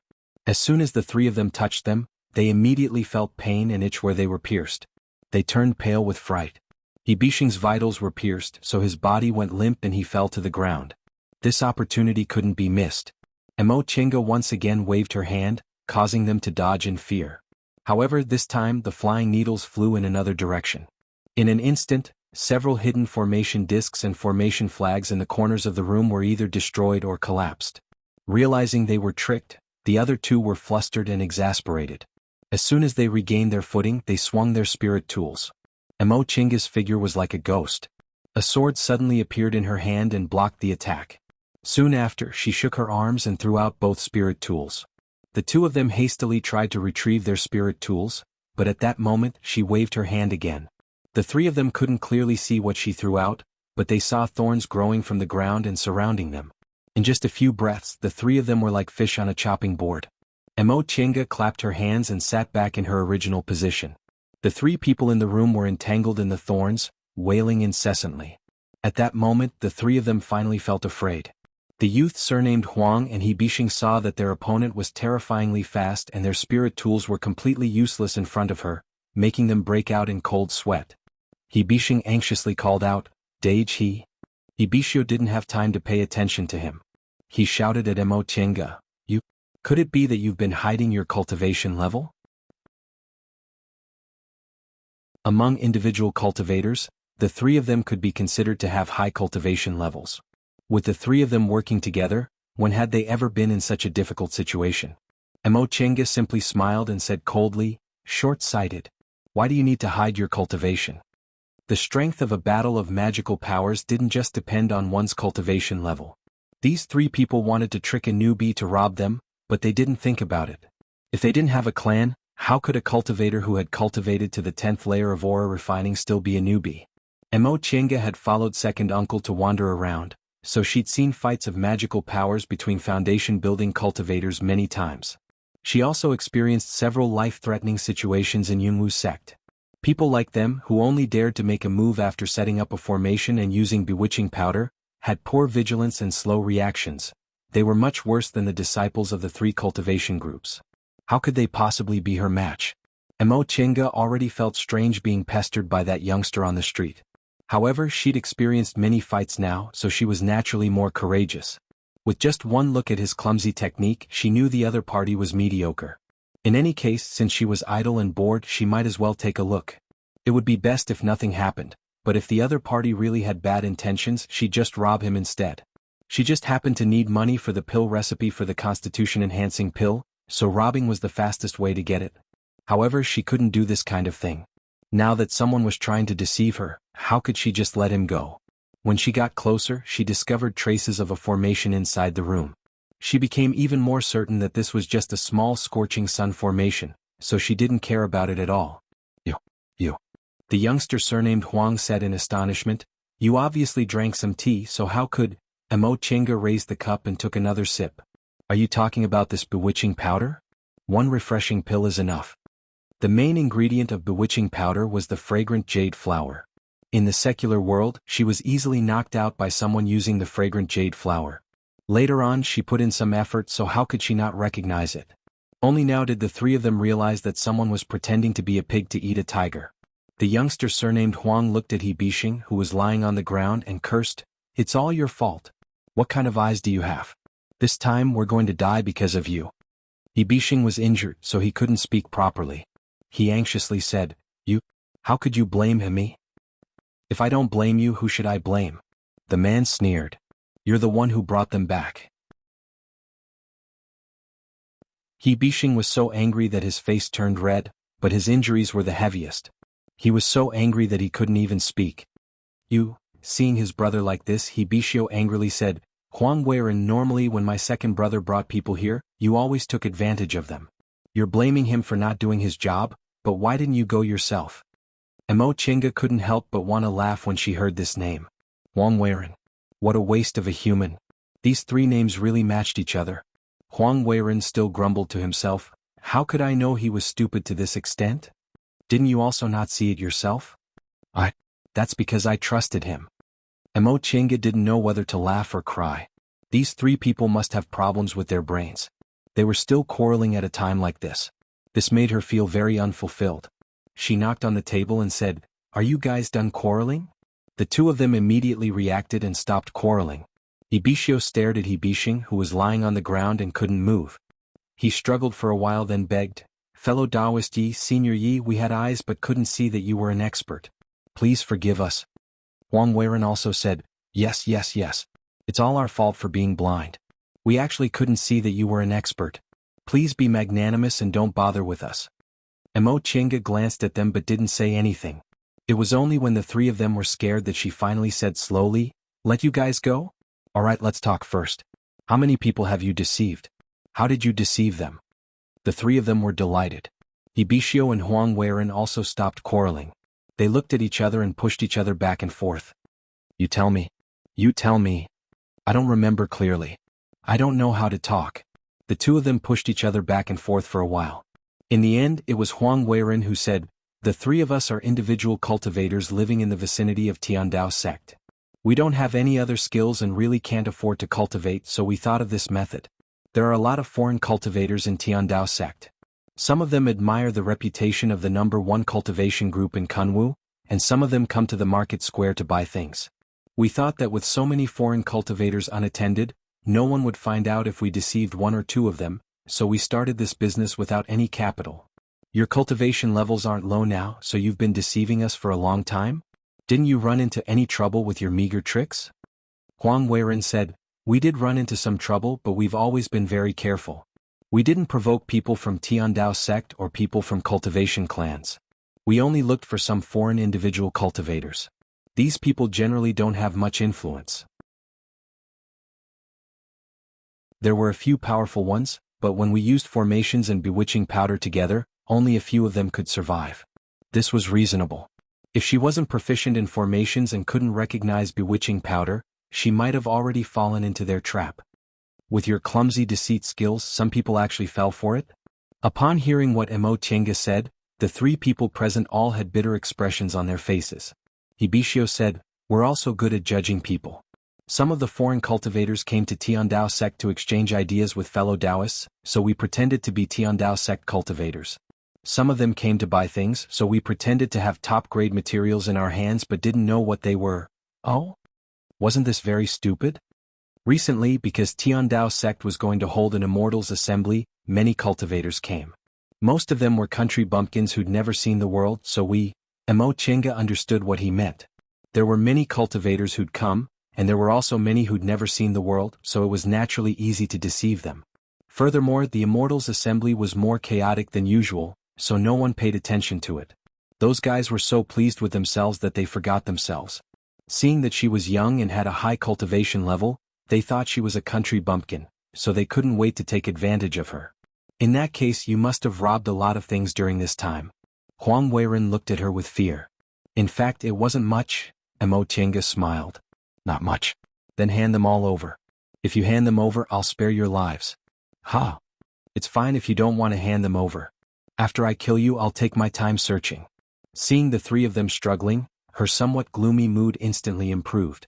Using other people's bad luck to comfort herself was indeed very effective. "Big brother," Hibishin, who was lying on the ground, said with a sullen face, I don't want to die yet." Hibishio and Huang Weiren both had struggling expressions on their faces. The two of them communicated with their eyes.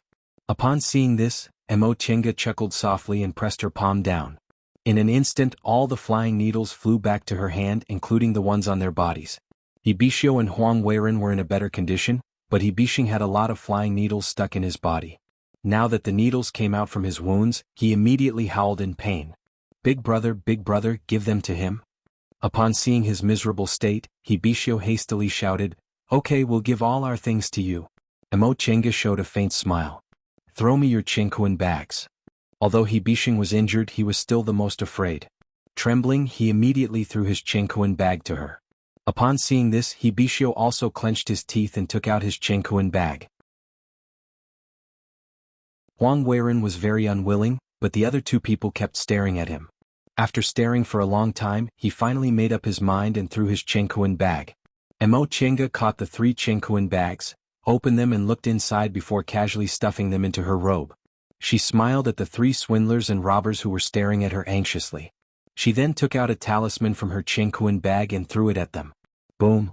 The entire hall was surrounded by raging flames. The 3 people shouted one after another, "You didn't keep your word. Didn't you say you wouldn't kill us?" Mo Chenga turned around and walked outside. She waved her hand and said, "You didn't hand over all your belongings, so of course you can't buy your lives back. I'll just take back half of your lives." After leaving the residence, she got her bearings and leisurely walked towards the street. These 3 people obviously didn't hand over all their belongings. However, she wasn't a professional robber, so she didn't bother to care about this. Although she wouldn't kill them, she still taught them a lesson to vent her anger. The fire just now was enough to make them half dead. She walked on the street with a smile on her face. 1 escape talisman and 1 fire talisman earned her several hundred spirit stones. This business was really good.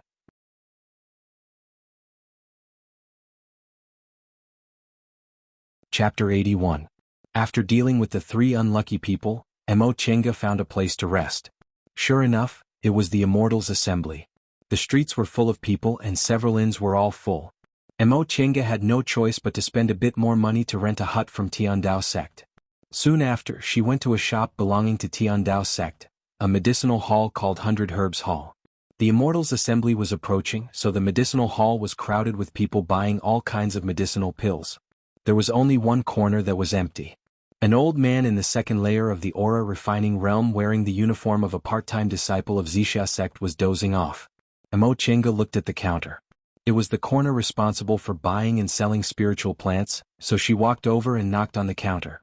The old man guarding the counter opened his eyes, looked at her and said lazily, "Buy or sell?" Her attitude was really cold. She recalled that when she hadn't entered Yunwu sect and her cultivation level was still very ordinary, the shop assistants in Yunwu sect's shops also treated her politely. As the number 1 cultivation group in Kunwu, Tiandao sect's part-time disciples were actually this arrogant. However, she was too lazy to care about this and just said, "I want to buy some spiritual plants for pill concocting." The old man glanced at her. He probably thought she was a concocting master, so he asked, "Type and quantity?" Mo Chenga said, "What's the price of the materials needed for primary medicinal pills?" Oh. This sound was different from the previous one. The old man's eyes lit up. He stared at her and said, "Fellow Taoist, are you a beginner in pill concocting?" Mo Chenga nodded. There were many people who couldn't concoct medicinal pills, but there were also many people who wanted to learn pill concocting, so there was nothing to hide. The old man said, "I also have a few common pill recipes. Do you want them?" Mo Chenga originally planned to buy some pill recipes after buying them. Since he took the initiative to ask, she said, "If fellow Taoist has them, I'm willing to buy them." Upon hearing this, the old man changed his cold attitude and said with a smile, "Of course I do. I have aura-nourishing pills, restorative panaceas, spirit-purifying pills, refreshing pills and so on. If fellow Taoist wants them, I can sell them to you at a lower price. How about 3 spirit stones each?" These pills were the most common pills in the Taoism world. Pill recipes could be found everywhere and were not rare. Therefore their prices were very low. However, this low price was only relative to other pill recipes that could easily cost hundreds of spirit stones. 3 spirit stones wasn't a small amount for ordinary cultivation group disciples. The group only distributed about 5 spirit stones a month. Even if they worked hard to earn money, they would probably only get a dozen or so spirit stones, let alone individual cultivators. Therefore, after the old man finished speaking, he stared at Mo Chenga's face. Seeing that she didn't answer immediately, the old man said in a low voice, "Fellow Taoist, this isn't the shop's price. If you go elsewhere to buy it, it'll usually cost around 5 spirit stones. You won't be able to get it this cheap." Mo Chenga was silent for a while because she was used to it. She wasn't rich and overbearing, so when she bought things she would naturally save as much as possible. Because of that, she didn't answer immediately. Instead, she thought about it for a while. Now that she heard the old man's meaning, she finally understood. This old man was selling it privately, and the spirit stones went into his own pocket. That was why he looked like this. Being stared at by her, the old man didn't feel embarrassed at all. He just smiled. Emochenga muttered to herself for a while, then said, "All right. Bring me the pill recipes. I'll choose a few and you can prepare the materials for me." The old man smiled, then took out a piece of animal skin paper and handed it to her. Emochenga chose 3 or 4 pill recipes from it. The old man glanced at them, then asked, "Fellow Taoist, how many sets of materials do you need?" Emochenga thought for a while, then said, 100 sets of each. In addition, I'll add the materials for aura-nourishing pills, marrow-supplementing pills and unity divinity pills. 100 sets of each. 100 sets of materials was already a lot. The old man was a bit surprised, but he didn't say anything. He turned around, took the animal skin paper from the counter, and wrapped the spiritual plants one by one from the medicine cabinet in the back. There were also several kinds that needed to be kept fresh, so he directly took them out along with the jade boxes. "These are the materials for 100 sets of medicinal pill recipes. Please take care of them." The counter was full of materials and there were several jade slips on top of the jade boxes. Emochenga checked them. After confirming that they were indeed pill recipes, she asked, "How many spirit stones do they cost?"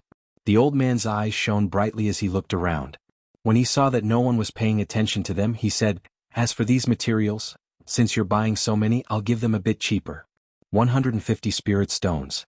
3 sets of pill recipes cost 9 spirit stones, so the total is 159 spirit stones." Emochenga nodded. She took out spirit stones from her chinkuan bag, counted them several times and handed them over. Being a bit cautious also showed that this was already a lot of money for her, so she didn't want other people to be greedy. This place wasn't like Yunwu's sect. With second uncle here, she didn't need to worry about other people getting jealous when she spent several hundred spirit stones, because it was normal for foundation building cultivators to spend several hundred spirit stones. The old man took them with a smile. "Thank you for your patronage." He earned 9 spirit stones for free, so this wasn't a small business. After putting all the materials into her chinkuan bag, Emochenga asked, "May I know if there are any pill furnaces for sale here?" Upon hearing this question, the old man once again showed a sincere smile. "Fellow Taoist, you're really asking the right question. I'll sell you some pill furnaces. Although they're not high-quality ones, they're enough for beginners. Of course, if you want to buy a high-grade pill furnace, please come to our Tiandao sect's Hall of 10,000 Tools. It's just next door." Emochenga said, "I'm just a beginner, so I don't need a high-grade pill furnace. Let me see what kind of pill furnaces you have." The old man nodded repeatedly. He took several pill furnaces from under the counter and placed them on the counter. "Please take a look." The smallest of these pill furnaces was a square foot, while the largest was a full 3 feet tall. Emochenga recalled Qinshi's pill furnace she saw before. It seemed to be a foot tall, but it was full of spiritual aura. Presumably, its size shouldn't have anything to do with the finished product, so she randomly picked a small one. "How many spirit stones?" "All of them have the same price, 15 spirit stones." Emochenga nodded. She counted out 15 spirit stones and put the pill furnace into her chinkuan bag. The two of them were very satisfied with the transaction. Emochenga left 100 Herbs Hall amidst the old man's "welcome again." She didn't know why, but when she heard the old man's voice, she felt it was very similar to the courteous tone of a brothel keeper in the secular world when she saw off a guest. She couldn't help but get goosebumps. After returning to the small house she temporarily lived in, Emochenga laid a formation, then took out the pill furnaces she bought, cleaned them and placed them in front of her. She then took out several books and started to read. Second uncle said that for generations, almost no one in Yi clan learned pill concocting. There were only a few concoctions masters, but that was a long time ago. Therefore there weren't many materials on pill concocting. The few that remained were also lost when Yi clan moved out of Mount Qingmeng. Fortunately, several years ago in Miwu Valley she obtained several books. One of them was about pill concocting. The other books were good, so this one shouldn't be bad either. Thus she took it out and compared it. The most basic medicinal pills in the aura refining realm were aura nourishing pills, so she naturally had to start concocting them. First, she picked up all kinds of materials and reviewed the precautions, the real fire for pill concocting, and the use of various hand seals. Only after she confirmed that she understood everything did she put down the book. She sat cross-legged on the praying mat and condensed her aura in her dantian. After a while, a wisp of spiritual aura naturally sprang out from her palm and instantly turned into a fiery red flame. Emochenga smiled when she saw the flame in her palm. This was dantian fire. Even if she didn't have fire spiritual roots, she could still release it. However, the quality of fire spiritual roots would increase the power of Dantian fire. Although her spiritual roots weren't good, it was in the sense of the number of spiritual roots she had. Second uncle had tested her before, and just by looking at the pros and cons of each spiritual root, they were all pretty good. That was why she was able to force out the Dantian fire so easily. She guided the spiritual aura in her hand, and the Dantian fire turned into a long line. It reached the bottom of the pill furnace and quickly covered it. Soon the pill furnace was heated up. Her free hand flicked out a wisp of spiritual aura and opened the furnace lid. She quickly threw all kinds of ingredients inside and closed the lid again. In addition, she also sent a strand of divine sense into the furnace to carefully sense the fusion of these materials. The heat of Dantian fire was much higher than that of ordinary flames. Soon the materials inside melted. At that moment, a muffled pop came from inside the furnace. Mo Chenga stopped the Dantian fire, opened the lid, and stared at the materials inside the furnace gloomily. Most of these materials had melted, but they weren't perfectly mixed together. Instead, they turned into a pool of black water that sizzled and steamed. Mo Chenga heaved a sigh. She threw away all the failed concocting dregs and washed them with clear spring water before putting the pill furnace back on the table. Sure enough, concocting pills wasn't a simple matter. According to the book, although the quantity of various materials was roughly known, the fine details had to be learned by the concoction's master themselves. The reason why she failed in the smelting step was that she didn't have a sense of the medicinal pill's composition, so she couldn't grasp the quantity. She changed the materials and failed again, but a smile appeared on Mo Chenga's face. This time, when her divine sense entered the pill furnace, she could already sense the subtle sensations of the materials, so she washed the furnace again and continued to concoct pills. After quickly adding the materials, she used her divine sense to explore the furnace. She felt the materials inside were melting and fusing with each other. After a quarter of an hour, they finally turned into a complete medicinal liquid, and she could smell the rich fragrance of medicinal pills. After swallowing several restorative panaceas, Mo Chenga guided her spiritual aura into her Dantian. An even fiercer Dantian fire came out and covered the entire pill furnace. Under the high temperature, the medicinal liquid in the pill furnace began to boil and shrink little by little. Mo Chenga kept swallowing restorative panaceas to maintain the Dantian fire. Now was the time to condense pills, so she needed to maintain a stable high-temperature fire.